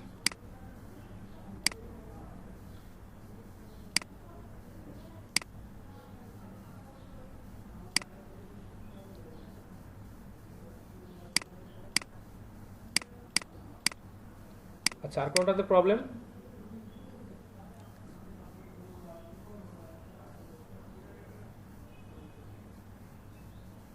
আচ্ছা, তো আমরা তাহলে মনে হয় যে এখানে ছিলাম যে কন্টাক্ট আস পেজ না, এগুলো তো বললাম, প্রেজেন্স অফ সাইট আরো ম্যাপ, পিছনে স্যার। হ্যাঁ site map, SSL, term service, ঠিক আছে, duplicate meta, breadcrumb, sir 85 পর্যন্ত ছিল, 85 প্লাস। আচ্ছা আচ্ছা, ঠিক আছে। হ্যাঁ, ইউজার রিভিউজ এই ব্যাকলিং পর্যন্ত ফ্যাক্টর। বলেছিলাম। হ্যাঁ, এখন হচ্ছে ব্যাকলিং ফ্যাক্টরস গুলো যেগুলো আছে এগুলো সম্পর্কে একটু আইডিয়া রাখতে হবে। তো ব্যাকলিং ফ্যাক্টর যেটা, যে ব্যাকলিং কেমনে ক্রিয়েট করে, কিভাবে কি কি ওয়েতে ক্রিয়েট করা যায়, এটা আপনারা জানেন অলরেডি, আপনারা করেও আসছেন, প্র্যাকটিস হয়তো করেছেন। তো লিঙ্কিং ডোমেন এজ, অর্থাৎ যে আপনি যখন ব্যাকলিং ক্রিয়েট করবেন, যেই ডোমেনগুলোর সাথে বা যে সাইটগুলোর সাথে আপনি ব্যাকলিং ক্রিয়েট করবেন, তাদের ডোমেনের এজ যদি ভালো হয় বা দেখা যায় তারা যদি অনেক ভালো রেপুটেড সাইট হয় এবং সেগুলো থেকে যদি আপনি ব্যাকলিং নিতে পারেন, তাহলে অবশ্যই এটা আপনার জন্য একটা বেটার র্যাঙ্কিং ফ্যাক্টর হিসেবে কাজ করবে। আর যদি দেখা যাচ্ছে যে নতুন একটা সাইট কয়েকদিন হলে আসছে, 2-3 দিন হলে জাস্ট লঞ্চ করছে, বা দেখা যাচ্ছে কিছুদিন 2-1 মাস হলো জাস্ট এটা চলতেছে, দেন ওইগুলো থেকে আসলে ব্যাকলিং না নেওয়াটাই বেটার, কারণ যারা দ্রুত আসে তারা দ্রুতই চলে যায়। এবং দেখা যাচ্ছে ওই সাইটে যদি পেনাল্টি আসে, তাহলে দেখা যাচ্ছে আপনার এখানে একটা তার ইফেক্ট পড়ার সম্ভাবনা আছে। আচ্ছা, তারপর বলছে লিঙ্কিং রুট ডোমেন। অনেক সময় আছে বিভিন্ন পেজে গিয়ে আমরা হচ্ছে একটা ডোমেনের কিন্তু পেজগুলোতে, বা একটা ডোমেনের কিন্তু বিভিন্ন পেজ থাকে, সেই পেজগুলোতে গিয়ে কিন্তু আমরা লিঙ্কিং করি বা দেখা যাচ্ছে ব্যাকলিঙ্ক করি। আরেকটা বিষয় আছে যে জাস্ট রুট ডোমেন যেটা, সেই রুট ডোমেনের সাথে আমরা লিঙ্কিং করি বা ব্যাকলিঙ্ক ক্রিয়েট করি। তো দুইটা অবশ্যই ডিফারেন্ট। যদি রুট ডোমেনের সাথে করা পসিবল হয়, সেটা অবশ্যই একটা বেটার। এবং দেখা যাচ্ছে অনেকেই ফ্রিতে যারা ব্যাকলিঙ্ক প্রোভাইড করে, তারা আসলে অনেক সময় রুট ডোমেনে দেয় না, তারা দেখা যায় তাদের সাব ডোমেনগুলোতে আমাদেরকে ব্যাকলিঙ্ক দেয়। তো যদি সম্ভব হয় রুট ডোমেনের সাথে ব্যাকলিঙ্ক ক্রিয়েট করতে হবে। আচ্ছা, তারপর বলছে links from separate C class IPs. এটা একটা বিষয়, সেটা হচ্ছে যে আপনার যদি ব্লক সাইট হয় বা আপনার যদি ইন্টারন্যাশনাল সাইট হয়, তাহলে দেখা যাচ্ছে যে যদি সেপারেট সি ক্লাস আইপি থেকে আপনি যদি ব্যাকলিঙ্ক পান, অর্থাৎ ধরেন একটা ওয়েবসাইট আছে যেটা হচ্ছে ইউকের একটা ওয়েবসাইট, একটা ওয়েবসাইট যেটা হচ্ছে ইউএস এর ওয়েবসাইট, একটা হয়তো কানাডার ওয়েবসাইট, একটা ফ্রান্সের ওয়েবসাইট, অর্থাৎ বিভিন্ন সি ক্লাস আইপি থেকে আপনি ব্যাকলিঙ্ক পাচ্ছেন। তো যদি আপনি বিভিন্ন সি ক্লাস আইপি থেকে ব্যাকলিঙ্ক পান, সেটা আপনার জন্য বেটার হবে যদি আপনার একটা গ্লোবাল বা দেখা যাচ্ছে একটা ওয়ার্ল্ড ওয়াইড একটা ওয়েবসাইট যদি আপনার হয়। আর যদি এখানে নির্দিষ্ট রিজিয়নের হয় তাহলে অবশ্যই আপনাকে নির্দিষ্ট রিজিয়নের মধ্যে যে সাইটগুলো ভালো মানের সাইট আছে তাদের সাথে আপনার ব্যাকলিংক নিতে হবে। বিষয়টা বুঝতে পারছেন সবাই? জি স্যার, বুঝতে পারছি। আচ্ছা,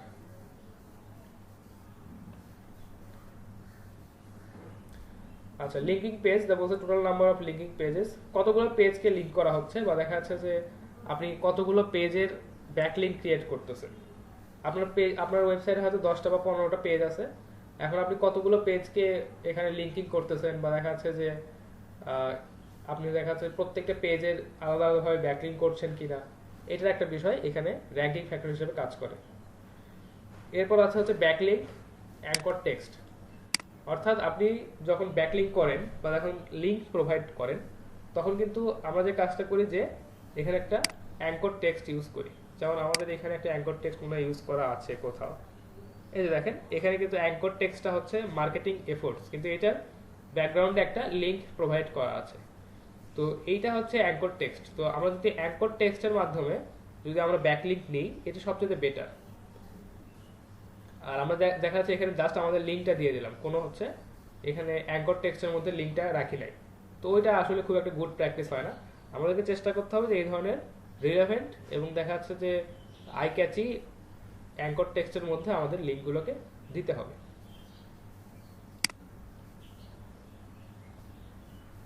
আচ্ছা, এরপর যেটা বলছে যে অল্টার ট্যাগ, এটা তো আপনারা সবাই জানেন যে ইমেজে কিভাবে অল্টার ট্যাগ বা অল্টার টেক্সট আপনারা ইউজ করবেন, এটা সবাই আপনারা মোটামুটি জানেন। এরপর যেটা আছে লিঙ্ক জি ফ্রম, স্যার। আচ্ছা link from edu or gov domains, এটা হচ্ছে বিষয়টা এরকম যে যখন আপনার সাইটটা অনেক ভালো মানের হয়ে যাবে বা দেখা যাচ্ছে আপনার সাইটটা যখন অনেক পুরাতন হয়ে যাবে তখন দেখা যাচ্ছে অনেক সাইট আপনাকে রেফারেন্স হিসেবে টানতে পারে। যেমন ধরেন যে উইকিপিডিয়ার কথাই যদি বলি, যে উইকিপিডিয়াকে কিন্তু সবাই রেফারেন্স হিসেবে টানে, যে ইনফরমেশনটা কই পাইছেন উইকিপিডিয়াতে পেয়েছি। তারপর হচ্ছে দেখা যাচ্ছে ইনফরমেশনটা কই পাইছেন একটা সাইটের নাম বলে যে হ্যাঁ এই রেপুটেড সাইটটাতে আমি ইনফরমেশন পাইছি। তো এই রেপুটেড সাইটগুলোতে যদি আপনার বা এডু বা দেখা যাচ্ছে .gov এই ধরনের সাইটগুলোতে যদি আপনার সাইটের রেফারেন্স থাকে তাহলে এটা অবশ্যই আপনার জন্য অনেক অনেক ভালো একটা পজিটিভ র্যাঙ্কিং ফ্যাক্টর হিসেবে কাজ করবে।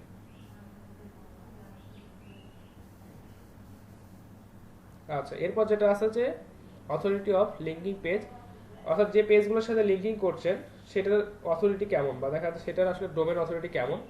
আপনারা যখন ব্যাকলিংক ক্রিয়েট করেছিলেন আপনাদেরকে বলা ছিল যে সবসময় হাই ডিএপিএ সাইটগুলোর সাথে আমাদের ব্যাকলিংক ক্রিয়েট করতে হবে। তো এটা একটা বিষয় যে যে সাইটগুলোর অথরিটি বা ডোমেন অথরিটি, পেজ অথরিটি অনেক ভালো, তাদের সাথে আমরা আমাদের ব্যাকলিংকগুলো ক্রিয়েট করব। তা এরপর যেটা বলা আছে যে লিঙ্কিং ফ্রম কম্পিটিটরস, এটা আসলে খুবই টাফ একটা বিষয়, যে আপনাদের কম্পিটিটররা অনেক আপনাদেরকে কখনো লিঙ্কিং দিবে, এটা আসলে খুব টাফ বিষয়। তো তারপরে যদি পাওয়া যায় আর কি, যদি ব্যাকলিংক পাওয়া যায় তাহলে অবশ্যই আপনার জন্য এটা একটা খুবই ভালো ফ্যাক্টর হিসেবে কাজ করে। স্যার অথরিটি অফ ওইটা বাদ গেছে sir. Authority of linking domain এটা বাদ গেছে? জি স্যার। আচ্ছা, আর এটা বলেছেন অথরিটি অফ লিঙ্কিং পেজ বলেছিলাম, অথরিটি অফ লিঙ্কিং ডোমেন এটা হচ্ছে যে ডোমেনের অথরিটিটা কেমন আর পেজের অথরিটিটা কেমন।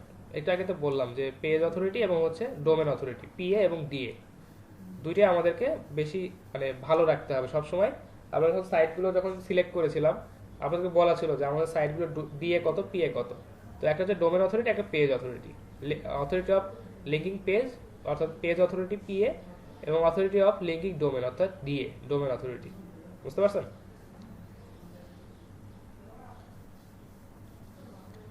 বুঝতে পারছেন আহসান বিষয়টা? জি স্যার, বুঝতে পারছি। আচ্ছা, এরপর যেটা আছে যে লিঙ্ক ফ্রম কম্পিটিটরস, এটা আসলে খুবই টাফ বিষয়। যদি কম্পিটিটরদের সাথে অর্থাৎ দেখা যাচ্ছে আপনি গুগলে র্যাঙ্ক করার চেষ্টা করছেন, আপনার আশেপাশে যারা কম্পিটিটর আছে তাদের কাছ থেকে যদি একটা ব্যাকলিংক ম্যানেজ করা যায় বা দেখা যাচ্ছে তারা যদি আপনার ফ্রেন্ড বা দেখা যাচ্ছে তারা যদি আপনার কম্পিটিটর হয় কিন্তু দেখা যাচ্ছে আপনার সাথে পরিচিত বা আপনার ফ্রেন্ড, দেন হয়তো আপনি তাদের কাছ থেকে ব্যাকলিংক ম্যানেজ করতেও পারেন। তো এটা খুবই টাফ। আচ্ছা, লিঙ্কস ফ্রম এক্সপেক্টেড ওয়েবসাইট, অর্থাৎ যে ওয়েবসাইটগুলো প্রথমের দিকে আছে বা দেখা যাচ্ছে আপনি যে কিওয়ার্ডটা বা যে লিস্টটা নিয়ে কাজ করছেন এখানে যারা সিলেকশন মানে সার্চের প্রথমের দিকে আছে তাদের কাছ থেকে যদি একটা ব্যাকলিংক ম্যানেজ করা যায়, হতে পারে এটা গেস্ট পোস্টিং এর মাধ্যমে, হতে পারে অন্যান্য যে কোনো ওয়েতে, যদি এই এক্সপেক্টেড ওয়েবসাইটগুলোর সাথে কন্ট্যাক্ট করে বা দেখা যাচ্ছে তাদের সাথে পেমেন্টের মাধ্যমে বা দেখা যাচ্ছে অন্য কোনো ওয়েতে যদি আপনি একটা ব্যাকলিংক নিতে পারেন, তাহলে এটা অবশ্যই একটা ভালো বিষয়। কারণ তারা অলরেডি র্যাঙ্ক করে সামনের দিকে আছে, বা দেখা যাচ্ছে তারা হয়তো র্যাঙ্ক করে একদম প্রথম সিরিয়ালে আছে, তাদের কাছ থেকে যদি একটা ব্যাকলিংক নেওয়া যায় এটা অবশ্যই একটা ভালো বিষয়। এরপর যেটা বলছে লিঙ্ক ফ্রম ব্যাড নেইবার্স বা নেইবারহুড, অর্থাৎ যারা আসলে আমাদের এই টপিক নিয়ে কাজ করছে বা দেখা যাচ্ছে আমরা যে নিশটা নিয়ে কাজ করছি সেই নিশগুলো নিয়ে হয়তো কাজ করছে, কিন্তু তাদের আসলে সাইটের কোয়ালিটি খুব খারাপ, এগুলোকে অ্যাভয়েড করতে হবে। আচ্ছা, এরপর যে গেস্ট পোস্টের আসলে নির্দিষ্ট একটা মাত্রা আছে বা নির্দিষ্ট একটা ধারা আছে। আপনি গেস্ট পোস্ট নেওয়াটা আসলে খুবই টাফ বা দেখা যাচ্ছে পেমেন্ট করতে হয়, কিন্তু যদি আপনি বেশি নিয়ে ফেলেন তাহলে কি হবে যে আপনার সাইটটাতে এটা একটা নেগেটিভ ইম্প্যাক্ট ফেলতে পারে। তো গেস্ট পোস্টিং দুইটা একটা বা দুইটা তিনটা নেওয়াই সবচেয়ে বেটার, এর থেকে বেশি নেওয়াটা খুব একটা ভালো হবে না। আর গেস্ট পোস্টিং কেমন নিতে হয় বা গেস্ট পোস্টিং কিভাবে আপনারা নেবেন সেটা আপনারা অবশ্যই জানেন আর কি। লিঙ্ক ফ্রম অ্যাড, গুগল এটাকে মানে সবাইকে নিষেধ করে যে আপনারা হচ্ছে লিঙ্কে কোনো ডু ফলো লিঙ্ক দিবেন না। গুগল বলে যে লিঙ্কে বা দেখা যাচ্ছে অ্যাডে আপনারা দিবেন হচ্ছে নো ফলো লিঙ্ক, যাতে অ্যাডটাই শুধুমাত্র তারা দেখে, এবং অ্যাড থেকে আপনার ওয়েবসাইটে যদি ট্রাফিক নিতে চান সেটার জন্য আপনাকে আলাদা করে অ্যাড দিতে হবে। তো এটা হচ্ছে বিষয় যে আমাদের এখানে কখনোই no follow link do follow link দেওয়া যাবে না, এখানে নো ফলো লিঙ্কটা দিতে হবে। সেখানে মনে হয় বলা আছে according to Google link from ad should be no followed. তো যদি আপনি ডু ফলো লিঙ্ক অ্যাডের মাধ্যমে দেন সেটা অবশ্যই আপনার সাইটে একটা ব্যাড ইম্প্যাক্ট ফেলতে পারে, কারণ এটা গুগলের নিয়মের পরিপন্থী। আচ্ছা, তো দেখা যাচ্ছে আমরা আসলে বিভিন্ন পেজের অথরিটি চেক করি এবং দেখা যায় পেজের অথরিটিগুলো যখন বাড়তে থাকে তখন অ্যাকচুয়ালি আমাদের হোম পেজের অথরিটিটাও বাড়তে থাকে, অর্থাৎ ওই পেজগুলোর উপর ডিপেন্ড করে ওই পেজগুলোর উপর নির্ভর করে করসপন্ডিং আমাদের হোম পেজের অথরিটিটাও কিন্তু বাড়তে থাকে। তো আমাদের হোম পেজের অথরিটি যদি বেশি হয় বা অথরিটি যদি ভালো হয় তাহলে এটা আমাদের জন্য একটা পজিটিভ র্যাঙ্কিং ফ্যাক্টর হিসেবে কাজ করে। আচ্ছা, নো ফলো লিঙ্কসের যে বিষয়টা, যে অনেকে হয়তো মনে করেন যে নো ফলো লিঙ্কে তো আসলে ক্লিক করে কিছু পাওয়া যায় না, বা নো ফলো লিঙ্কে ক্লিক করে তো আমাদের সাইটে তো ট্রাফিক আসে না, তাহলে আসলে এটা কেন দেওয়া? এটা আসলে দেখা যাচ্ছে যে আগে এক সময় কাজ করতো, বা এটা যখন আমরা হচ্ছে শুধুমাত্র ব্যাকলিঙ্কের উপর ডিপেন্ড করে যখন আমরা হচ্ছে কাউন্ট করতাম যে আমাদের সাইটের র্যাঙ্কিংটা কেমন হবে, তখন আসলে নো ফলো লিঙ্কটাও সামহাও কাউন্ট করা হতো, কিন্তু এখন আসলে এটা কাজ করে না, এটা এখন আমরা অমিট করতে পারি।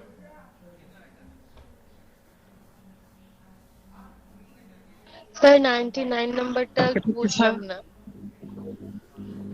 আচ্ছা ঠিক আছে, 99 যেটা বলা আছে যে লিঙ্কস ফ্রম অ্যাড, আপনারা দেখবেন যে গুগলে অনেক সময় অ্যাড দেওয়া থাকে, তাই না? ওই অ্যাডগুলোতে দেখবেন যে অনেক সময় লিঙ্ক দেওয়া থাকে, আবার গুগল যেটাকে মানে নিয়ম অনুযায়ী বলে বা দেখা যাচ্ছে গুগলের যেটা নিয়ম, ওই অ্যাডগুলোতে আপনাকে দিতে হবে নো ফলো লিঙ্ক, অর্থাৎ ওই অ্যাডগুলোতে ক্লিক করে কেউ যেন আপনার সাইটটাতে না আসে। আর যদি আপনি চান যে আপনার ওই অ্যাডগুলোতে ক্লিক করে আপনার সাইটে আসবে, দেন আপনাকে সেটার জন্য স্পেশাল আলাদাভাবে অ্যাড দিতে হবে। তো এটাই যদি আপনার এমন অ্যাড হয় যেটাতে আসলে গুগল হচ্ছে নো ফলো লিঙ্ক দিতে বলতেছে কিন্তু আপনি ডু ফলো লিঙ্ক দিয়ে রাখছেন, তাহলে ওইটা আপনার ওই লিঙ্কটাতে এবং ওই লিঙ্কের থ্রুতে আপনার সাইটটাতে একটা পেনাল্টি আসতে পারে। বুঝতে পারছেন বিষয়টা? তাহলে তাহলে স্যার আমরা যখন অ্যাড দিব, যদি গুগলেই হচ্ছে অ্যাড দিতে যাই আমাদের ওয়েবসাইটে, সেক্ষেত্রে স্যার আমরা আসলে কি রকম ভাবে লিংক আপটা করতে পারি? আচ্ছা, এখানে ডিরেক্ট তো করাই যাবে না তখন। বিভিন্ন ক্যাটাগরির অ্যাড আছে, কোনটা আসলে কনভারসেশনের জন্য, কোনটা প্রমোশনের জন্য, কোনটা ব্র্যান্ডিং এর জন্য, কোনটা আপনার ওয়েবসাইটে ট্রাফিক নিয়ে আসার জন্য। তো আপনি কোন ক্যাটাগরিতে অ্যাড দিচ্ছেন এটা আপনাকে পারফেক্ট ভাবে সিলেক্ট করে দিতে হবে। স্যার আমি যদি হচ্ছে ওয়েবসাইট ট্রাফিকের জন্য করি সেক্ষেত্রে কি সেক্ষেত্রে মানে দেওয়া দিতে যাবে, পারবো সাইটে লিংক? সেক্ষেত্রে দিতে পারবেন, কোনো অসুবিধা নেই। ওকে স্যার, বুঝতে পারছি। অনেকে স্যার নো ফলো লিংকস যেটা বললেন স্যার, তাহলে কি আমাদের হচ্ছে সাইটের জন্য কি এখন নো ফলো করার তেমন প্রয়োজন নাই এরকম না, কিছু? নো ফলো এখন খুব একটা বেশি ইফেক্টিভ না, বা দেখা যাচ্ছে আগে এটা কাজ করতে, এখন খুব একটা বেশি ইফেক্টিভ না এটা। মানে এখন তাহলে ডু ফলো জাস্ট করতে হবে? এখন ডু ফলোটাই সবচেয়ে বেটার। আপনি নিজেও যদি চিন্তা করেন যে ডু ফলো লিঙ্ক যদি আপনার থাকে তাহলে ওইটাই কিন্তু আপনার ট্রাফিকও নিয়ে আসছে, প্লাস আমাদের দুইটা ওয়েবসাইটের মধ্যে লিঙ্ক বিল্ডিংও কিন্তু হয়ে যাচ্ছে। জি স্যার, নো ফলো দিতে তো হচ্ছে না, ট্রাফিকও আসতেছে না, কিছুই হচ্ছে না। জি সেটাই। তো এই ছিল বিষয়। মানুষের যে প্রশ্নটা ছিল যে লিঙ্ক ফ্রম অ্যাড, এটা আসলে ক্লিয়ার হয়েছে কিনা একটু আমাকে বলবেন। স্যার ক্লিয়ার হয়েছে। ঠিক আছে, home page authority, no follow link, তারপর হচ্ছে ডাইভার্সিটি অফ লিঙ্ক টাইপ। আচ্ছা, একটু মনে হয় যে যে বিষয়টা বলা উচিত যে যদি কোনোটাতে যদি প্রবলেম থাকে একটু বলবেন, কারণটা কি যে এখানে আসলে অনেকগুলো বিষয় একসাথে বলা হচ্ছে বা অনেকগুলো টপিক একসাথে কভার করা হচ্ছে। তো কোথাও যদি একটু প্রবলেম থাকে একটু নোট করে রাখবেন, আদারওয়াইজ বলতে পারেন যে স্যার এটা আরেকবার একটু বললে বেটার হতো। স্যার গেস্ট পোস্টের যে বিষয়টা থাকে স্যার, এটা হচ্ছে আমরা যেরকম সোশ্যাল বুক মার্কিং যে লিস্ট গুলা করলাম, গেস্ট পোস্টে কি এরকম কোন সাইট এরকম মানে লিস্ট করা যায়, বা ওখানে অ্যাপ্রুভাল দেয় বা অ্যাপ্রুভাল পেতে পারি নতুন সাইট, মানে নতুন অনেক আছে, সাইটের জন্য অনেক আছে, আপনারা এরকম? সার্চ করবেন, অনেক সাইট আছে যারা ফ্রিতে গেস্ট পোস্টিং দেয়, আপনারা সার্চ করলেই পেয়ে যাবেন। জি স্যার, বুঝতে পারছি। এই ক্ষেত্রে কি স্যার তাদের সাইট গুলো আমরা হচ্ছে ডিএপিএ কি আসলে চেক করে দেন হচ্ছে লিস্ট করতে পারি, না অবশ্যই, তাদের যে কোনো সাইটে করতে পারি? ধরেন 100টা সাইটে আপনাকে ফ্রিতে ব্যাকলিংক দিচ্ছে, এখন আপনাকে দেখতে হবে যে এদের মধ্যে কাদের কোয়ালিটি ভালো, কাদের স্প্যামিং রেটটা কম, কাদের ডোমেন অথরিটি পেজ অথরিটি ভালো, আপনি তো তাদের কাছ থেকেই নেবেন, তাই না? জি স্যার, বুঝতে পারছি। শুধু যে একটা সাইটই আপনাকে ফ্রিতে গেস্ট পোস্টিং দিচ্ছে তা তো না, অনেক আছে। তবে যেগুলো আসলে ভালো কোয়ালিটির সাইট স্যার তারা ফ্রিতে গেস্ট পোস্টিং দেয় না। জি বলেন। স্যার যেটা বিষয় বললেন যে গেস্ট পোস্টিং বেশি না করাই ভালো, এখানে বলাও আছে যে লার্জ স্কেল যদি হয় সেটা নেগেটিভ ইমপ্যাক্ট ফেলতে পারে। তো কেনই মানে বেশি গেস্ট পোস্টিং করা ভালো না কি জন্য? আচ্ছা, বেশি গেস্ট পোস্টিং করলে যদি আপনি করেন তাহলে এটা আসলে খুব একটা বেশি বিশ্বাসযোগ্য হয় না। এর কারণটা হচ্ছে যে এই যে মানে আপনার হচ্ছে ক্রস লিঙ্কিং, বা দেখা যাচ্ছে যে আপনাদেরকে একটা বিষয় মনে হয় বলেছিলাম যে ধরেন আমার একটা লিঙ্ক আমি আপনার ওয়েবসাইটে পাবলিশ করতে দিলাম, আপনার একটা লিঙ্ক আপনি আমার ওয়েবসাইটে পাবলিশ করতে দিলেন, অর্থাৎ এই যে মিউচুয়াল যে আন্ডারস্ট্যান্ডিং বা দেখা যাচ্ছে মিউচুয়াল যে হচ্ছে আপনার ট্রানজেকশনের মাধ্যমে আমরা যে লিঙ্কগুলোকে ট্রান্সফার করলাম, এইটা আসলে গুগল একদমই মানে নিষিদ্ধ করে দিয়েছে যে আপনি এটা করতে পারবেন না, যে আপনারা একে অপরের সাথে লিঙ্ক এক্সচেঞ্জ করতে পারবেন না। তো এই কারণে যদি আপনি বেশি থেকে বেশি ব্যাকলিঙ্ক নেন, আপনার আসলে দেখা যাচ্ছে যে এইটার থেকে সবচেয়ে সহজ হয় যে আপনি অন্যান্য ওয়েতে গেস্ট পোস্টিং বাদ দিয়ে অন্যান্য ওয়েতে ব্যাকলিঙ্ক ক্রিয়েট করেন। আর গেস্ট পোস্টিং এর যে বিষয়টা হয় যে যদি আপনি বেশি থেকে বেশি গেস্ট পোস্টিং নেন, তাহলে আসলে গুগল অনেক সময় এটাকে সন্দেহ করে যে আপনি আসলে এই লিঙ্ক এক্সচেঞ্জ করছেন কিনা। যদি আপনার এখানে অনেক বেশি গেস্ট পোস্টিং এ আপনার লিঙ্কটা যদি থাকে, তাহলে কি হবে, গুগল আপনাকে বা আপনার যে সাইটটা থেকে গেস্ট পোস্টিং পাচ্ছেন সেগুলোকে গুগল চেক করে করে দেখবে। যদি এখানে মানে মিউচুয়াল আপনার হচ্ছে লিঙ্ক এক্সচেঞ্জের মাধ্যমে যদি কোনো কাজ হয়ে থাকে, তাহলে দেখা যাচ্ছে গুগল আপনাদেরকে 2টা ওয়েবসাইটে পেনাল্টি দিয়ে দিবে। বুঝতে পারছেন? মূলত বুঝতে স্যার বুঝতে পেরেছি। এটা বোঝা যাচ্ছে যে গেস্ট পোস্ট বলতেই গেস্ট অতিথি পোস্ট, সো কম কম করাই বেটার। হ্যাঁ, অনেকটা বলতে পারেন না, কম কম না, আসলে এটা একটা নির্দিষ্ট একটা মাত্রা আছে। যদি আপনি লার্জ স্কেলে করেন তাহলে আপনার জন্য অবশ্যই এটা ক্ষতির কারণ হতে পারে। জি স্যার। আচ্ছা, ঠিক আছে, তো আমরা স্যার আপনি 2 থেকে 3টার কথা বললেন, এটাই তো বেটার তাই না? হ্যাঁ 2টা দুই থেকে থেকে 3টাই তিনটা বেস্ট, বললেন। 2 থেকে 3টা হলে যথেষ্ট। আচ্ছা স্যার। আচ্ছা, ঠিক আছে, আর কোনো প্রশ্ন? আপাতত এদিকে নাই, এখন কন্টিনিউ করতে পারেন সামনের দিকে। ঠিক আছে। আচ্ছা, স্যার ব্রেকের টাইম। ও আচ্ছা, ব্রেক টাইম হয়ে থেকে গেছে না? টাইম হয়ে গেছে। যেটা 102 নম্বরে যেটা বলছে diversity of link types. Diversity বলতে যে আমরা আসলে যেই বিভিন্ন জায়গা থেকে যখন আমরা লিঙ্ক পাই, অর্থাৎ দেখা যাচ্ছে যে আমরা শুধুমাত্র একটা সাইট থেকেই ব্যাকলিঙ্ক পাচ্ছি বেশি বেশি, তাহলে এখানে কোনো ডাইভার্সিটি বা দেখা যাচ্ছে যে বিভিন্নতা থাকলো না।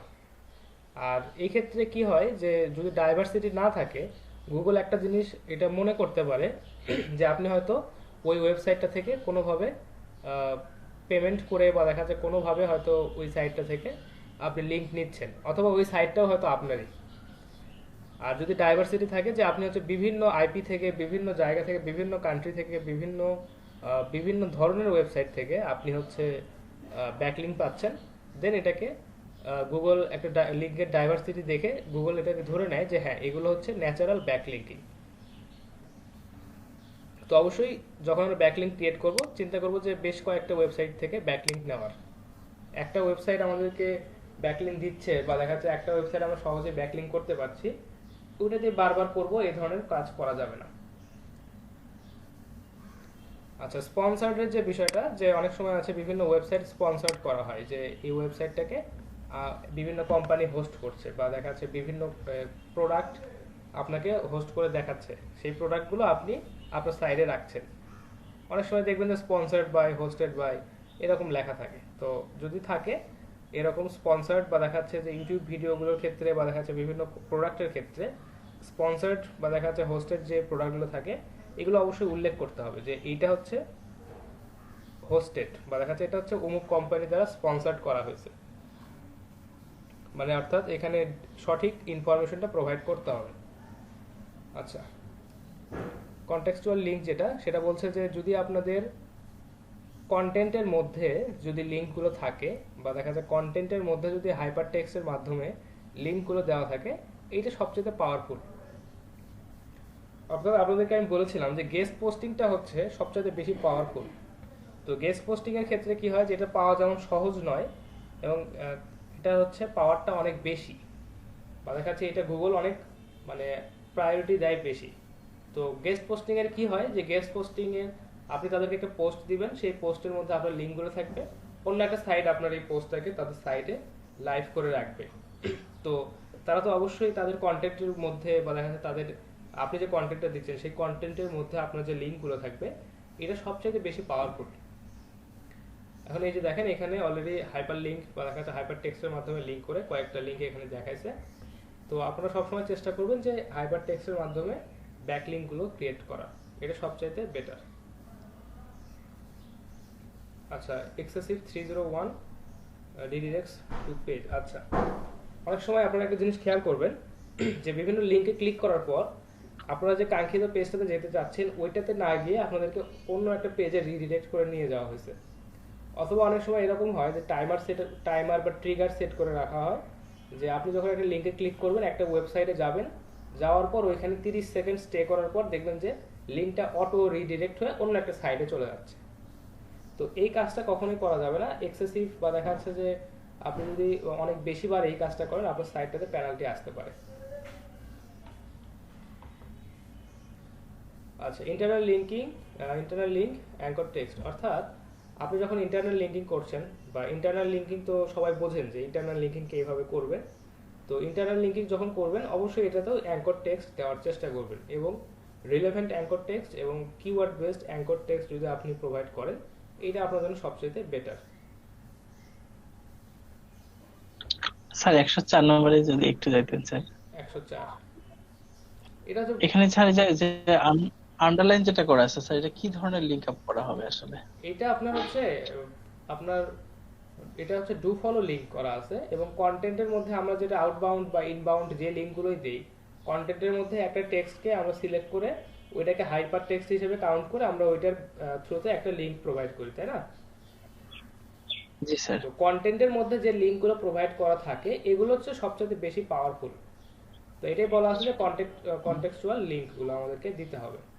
অনেক সময় দেখবেন যে আপনি বুঝতে পারছি। হাইপার টেক্সটের লিঙ্ক না দিয়ে শেষে গিয়ে হয়তো দেখা যাচ্ছে যে জাস্ট একটা লিঙ্ক পেস্ট করে দিয়ে রাখছেন, ওইটা আসলে খুব একটা বেশি পাওয়ারফুল হয় না।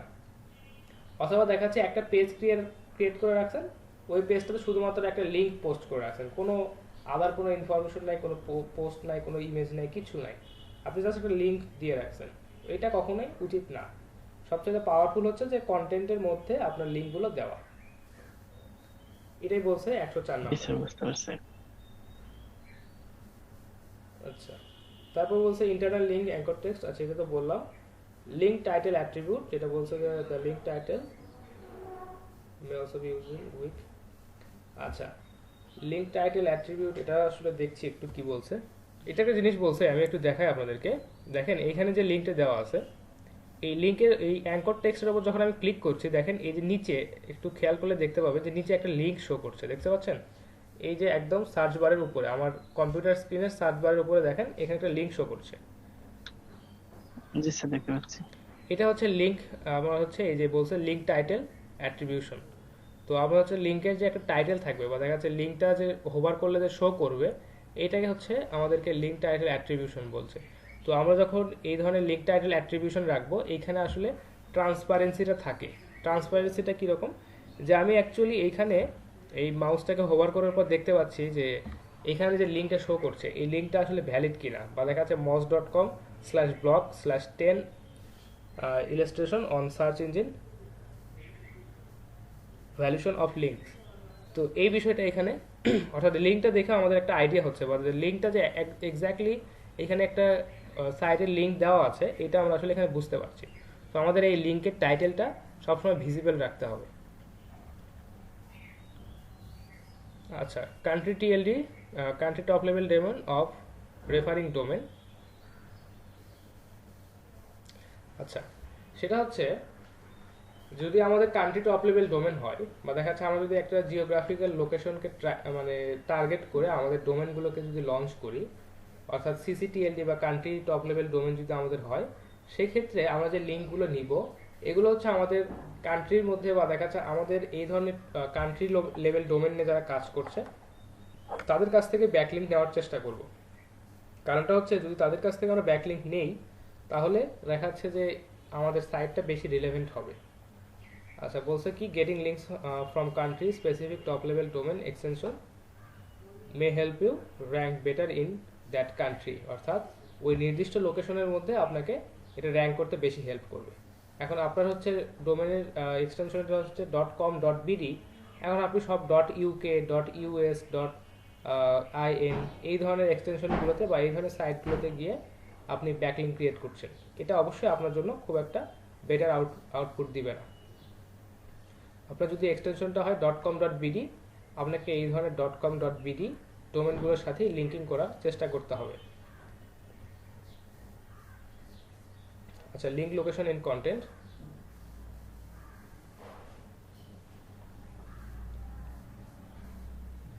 আচ্ছা, এখানে এক্সাম্পলটা দিছে যে লিঙ্কের যে লোকেশনটা, অর্থাৎ আমরা যে লিঙ্কগুলো আমাদের কন্টেন্টে দিব এই কন্টেন্টের লিঙ্কের যে লোকেশনটা এটা হচ্ছে আমাদেরকে ঠিক মানে ক্লোজ মানে একদম নিয়ারেস্ট রাখতে হবে। অর্থাৎ আমরা দেখা যাচ্ছে একটা ক্যাটাগরি রাখছি যে সোশ্যাল মিডিয়া ম্যানেজমেন্ট, অর্থাৎ আমাদের সাইটটা হচ্ছে abc.com, দেন এইটার একটা সাব ক্যাটাগরি হচ্ছে সোশ্যাল মিডিয়া ম্যানেজমেন্ট SSM। তো আমরা যখন ফোল্ডারটাকে যখন সাজাবো তখন এখানে দেখাবে abc.com/ssm/ ওই পোস্টটা দেখাবে। তো আমরা যখন লিঙ্কিংগুলো যখন করব কন্টেন্টের মধ্যে তখন আদার যে ইন্টারনাল লিঙ্কিংগুলো যেগুলো দিব সেইখানে এই লোকেশনটা একদম নিয়ারেস্ট হতে হবে। তাহলে কি হবে যে সবাই মানে দেখা যাচ্ছে পেজটা লোড নেবে দ্রুত, এবং দেখা যাচ্ছে যে আমরা যদি একই সাব ক্যাটাগরিতে মানে একই ক্যাটাগরি বা সাব ক্যাটাগরিতে যদি থাকি তাহলে দুইটা লিঙ্ক খুব বেশি রিলেভেন্ট হয়, এবং দেখা যাচ্ছে ওই লিঙ্কটার ওয়েটটা বেশি হয়, বা দেখা যাচ্ছে যে প্রায়োরিটি বেশি হয়। আচ্ছা, link location on page, where a link appears on page is important. Generally a link embedding in page count is more powerful. আচ্ছা, ঠিক আছে, এটা পেজের ক্ষেত্রেও একই বলছে যে ফুটার বা সাইড বারে যদি কোনো লিঙ্কগুলো আমরা দিয়ে রাখি তাহলে এটা আরো বেশি অ্যাট্রাকটিভ হয়, বা দেখা যাচ্ছে এখানে ক্লিকেবল বেশি হয়। যে সাইড বার বা ফুটারে বেশ কিছু লিঙ্ক আছে, যেমন ধরেন যখন আমরা কোনো প্রোডাক্ট পারচেজ করি বা দেখা যাচ্ছে যে একটা রিভিউ যখন আমরা লিখলাম, লেখার পর আমরা সবাইকে দেখা যাচ্ছে ক্লায়েন্ট বা আমাদের যারা ভিজিটর আছে তাদেরকে আমরা আস্ক করি যে আপনি যদি এই প্রোডাক্টটা সম্পর্কে এখন আগ্রহী হন দেন এই লিঙ্কটাতে ক্লিক করে আপনি আমাদের প্রোডাক্টটাকে পারচেজ করতে পারেন। এটা হচ্ছে বিষয়। অথবা দেখবেন যে অ্যাডগুলো যখন সাইড বারে আসে, অর্থাৎ আমরা যখন একটা কন্টেন্ট সম্পর্কে যখন লিখি বা দেখা একটা প্রোডাক্ট সম্পর্কে যখন লিখি দেখি যে ওই রিলেভেন্ট অ্যাডগুলো আমাদের আশেপাশে বা সাইড বারে বা দেখা যাচ্ছে যে ফুটারে চলে আসে। তো এটা আমাদের জন্য বেশি ইম্পর্টেন্ট, বা দেখা যাচ্ছে বেশি এখান থেকে সেল দেওয়ার একটা কাজ করে থাকে, যে আমরা এখানে কন্টেন্টটা লিখছি এবং পাশাপাশি ওটাকে শো করছি। আচ্ছা, লিঙ্কিং ডোমেন রিলেভেন্সি, এটা হচ্ছে যে আপনি যাদের সাথে লিঙ্ক করছেন যে ডোমেনগুলোর সাথে তারা আপনাদের সাথে আসলে রিলেভেন্ট কিনা, বা দেখা যাচ্ছে অবশ্যই যদি দুইটা ডিফারেন্ট ওয়েবসাইটের সাথে লিঙ্কিং করা হয় সেটা খুব একটা বেশি কাজে আসে না, অবশ্যই ডোমেনের রিলেভেন্সি থাকতে হবে। আচ্ছা, পেজ লেভেলের ক্ষেত্রে একই অবস্থা, যে আপনি একটা ওয়েবসাইটের হয়তো মাল্টিপল পেজ থাকতে পারে। এখন আপনার ওয়েবসাইটেও মাল্টিপল পেজ আছে, এখন যে ওয়েবসাইটের সাথে আপনি লিঙ্ক বিল্ডিং করতেছেন বা দেখা যাচ্ছে ব্যাকলিঙ্ক ক্রিয়েট করতেছেন ওদের যে পেজটা আপনার পেজের সাথে রিলেভেন্ট, এই দুইটা পেজের মধ্যে যদি আমরা ব্যাকলিঙ্ক করতে পারি, সেটা আমাদের জন্য সবচেয়ে বেশি মানে উপকারী হয়। আচ্ছা, কিওয়ার্ড ইন টাইটেল, এটা আবার আমরা তো দেখে আসছি, এটা আবার এক্সট্রা করে কেন বলা, একটু পড়ে দেখি।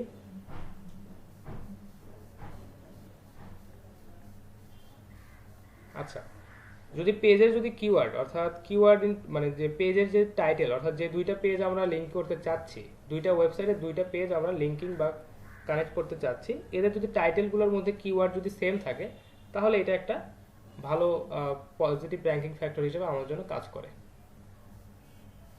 পজিটিভ লিঙ্ক ভেলোসিটি, আচ্ছা, a site with positive link velocity. আচ্ছা, যদি আপনি গুড মানে ভালো কোয়ালিটির ওয়েবসাইটগুলোর সাথে যদি আপনার লিঙ্ক বিল্ডিং করা থাকে, তাহলে এখানে দেখাচ্ছে যখন আপনি ব্যাকলিঙ্ক ক্রিয়েট করবেন, তখন যে সবগুলো ওয়েবসাইট থেকে খুব ভালো কোয়ালিটির ব্যাকলিঙ্ক পাবেন তা না, বা সবগুলো ওয়েবসাইটে যে আজ থেকে 5 দিন বা 10 দিন পর খুব ভালো পারফর্ম করবে তা কিন্তু না। তো এখানে আমাদেরকে যেটা দেখতে হবে যে আমাদের এই যে লিঙ্কগুলো দিচ্ছি, এই লিঙ্কগুলো আমাদেরকে সবসময় চেক করে করে দেখতে হবে। তো এখানে একটা হতে পারে যে নেগেটিভ লিঙ্ক ভেলোসিটি এবং দেখা যাচ্ছে যে পজিটিভ লিঙ্ক ভেলোসিটি। তো এটার একটা রেশিও থাকবে, যদি পজিটিভ লিঙ্ক ভেলোসিটি বেশি হয় তাহলে ওটা অবশ্যই আমাদের জন্য ভালো, আর সবসময় চেষ্টা করতে হবে যে নেগেটিভ লিঙ্ক ভেলোসিটি যেটা, এটা আমাদেরকে কম রাখতে হবে। এটাই বলা আছে যে 115 হবে নেগেটিভ লিঙ্ক ভেলোসিটি। আচ্ছা, এখানে আরো প্রচুর প্রচুর মানে এখন আমরা কেবল 116তে আছি, তো এখানে সর্বমোট 208টা র্যাঙ্কিং ফ্যাক্টর আছে। তো আপনারা যে কাজটা করবেন যে আমরা এই র্যাঙ্কিং ফ্যাক্টরের উপর আর ক্লাসটা কন্টিনিউ করতে চাচ্ছি না, আমরা যে কাজটা করব যে এটা একটু সবাই পড়ে পড়ে দেখব, কারণ সবগুলো র্যাঙ্কিং ফ্যাক্টর যদি দেখতে যাই হয়তো আমাদের আরেকটা ক্লাস চলে যাবে। তো আমরা একটু যে কাজটা করব, ফাইলটা সবাইকে দেওয়া আছে, এগুলো একটু পড়ে আমরা দেখব। যদি কোথাও কোনোটাতে প্রবলেম মনে হয় বা যদি কোথাও কোনোটা যদি বুঝতে না পারেন, তাহলে আমাকে জানাবেন, ইনশাল্লাহ আমি নেক্সট ক্লাসে ওটা বোঝায় দেওয়ার চেষ্টা করব। কারণ এইভাবে যদি সবগুলো একটা একটা করে ধরে ধরে পড়তে যাই তাহলে প্রচুর সময় চলে যাবে আর কি। জি স্যার, সেটাই বেটার হয়। হ্যাঁ, আর আজকে যে কয়টা নিয়ে কথা বললাম এগুলোর মধ্যে থেকে যদি কোনোটা থেকে প্রশ্ন থাকে একটু আমাকে বলবেন। আজকে মোটামুটি 116টা বা 115টার মতো মানে র্যাঙ্কিং ফ্যাক্টর আমরা কভার করলাম।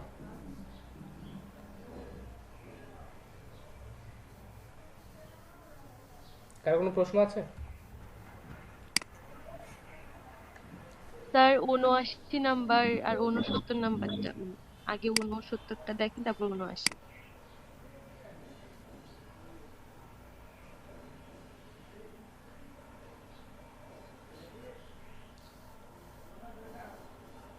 আচ্ছা, content provides value and unique insights.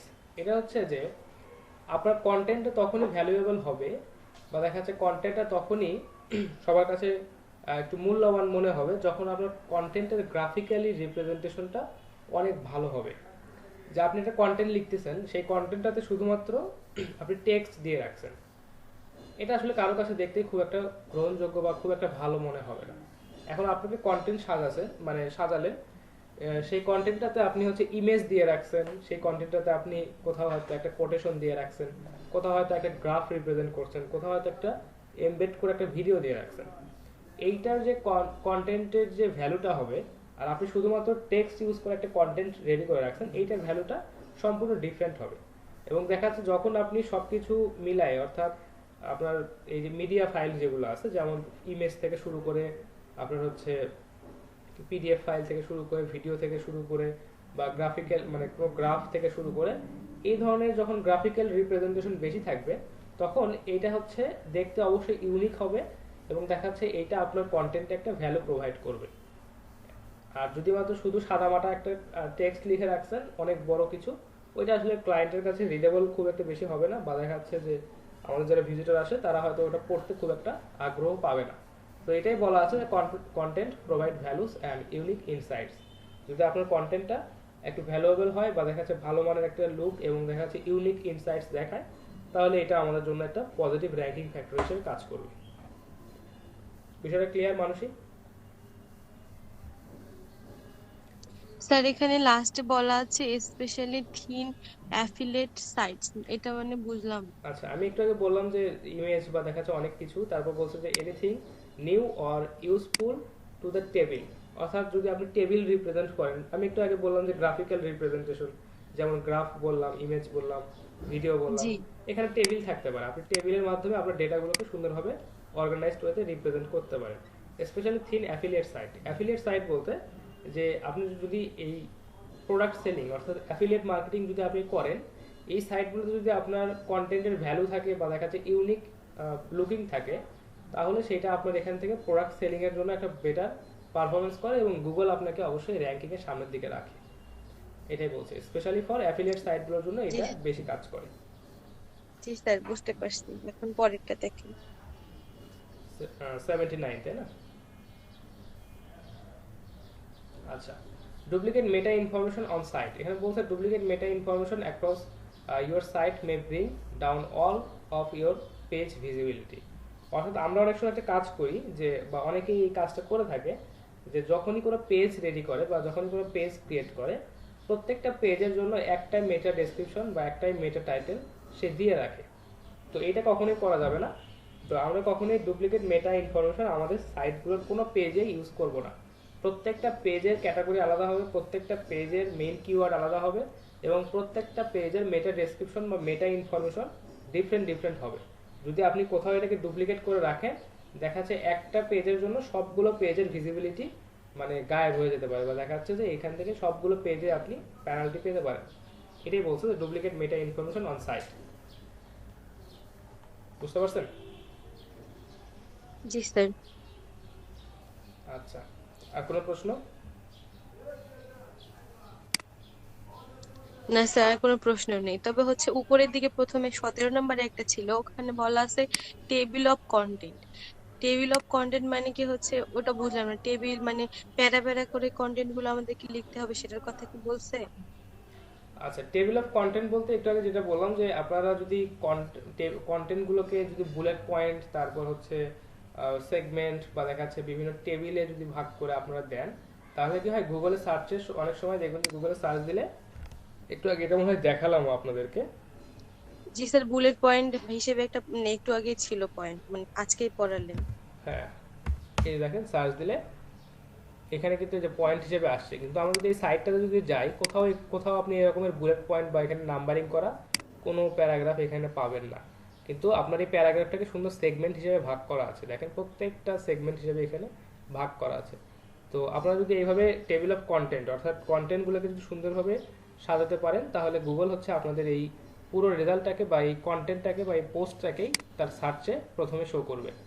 তো এই কারণে আসলে টেবিল অফ কন্টেন্ট বা দেখা যাচ্ছে আমরা যখন কন্টেন্ট লিখবো, তখন অবশ্যই অর্গানাইজড ওয়েতে এবং দেখা যাচ্ছে একটা টেবিল আকারে সাজানোর চেষ্টা করব।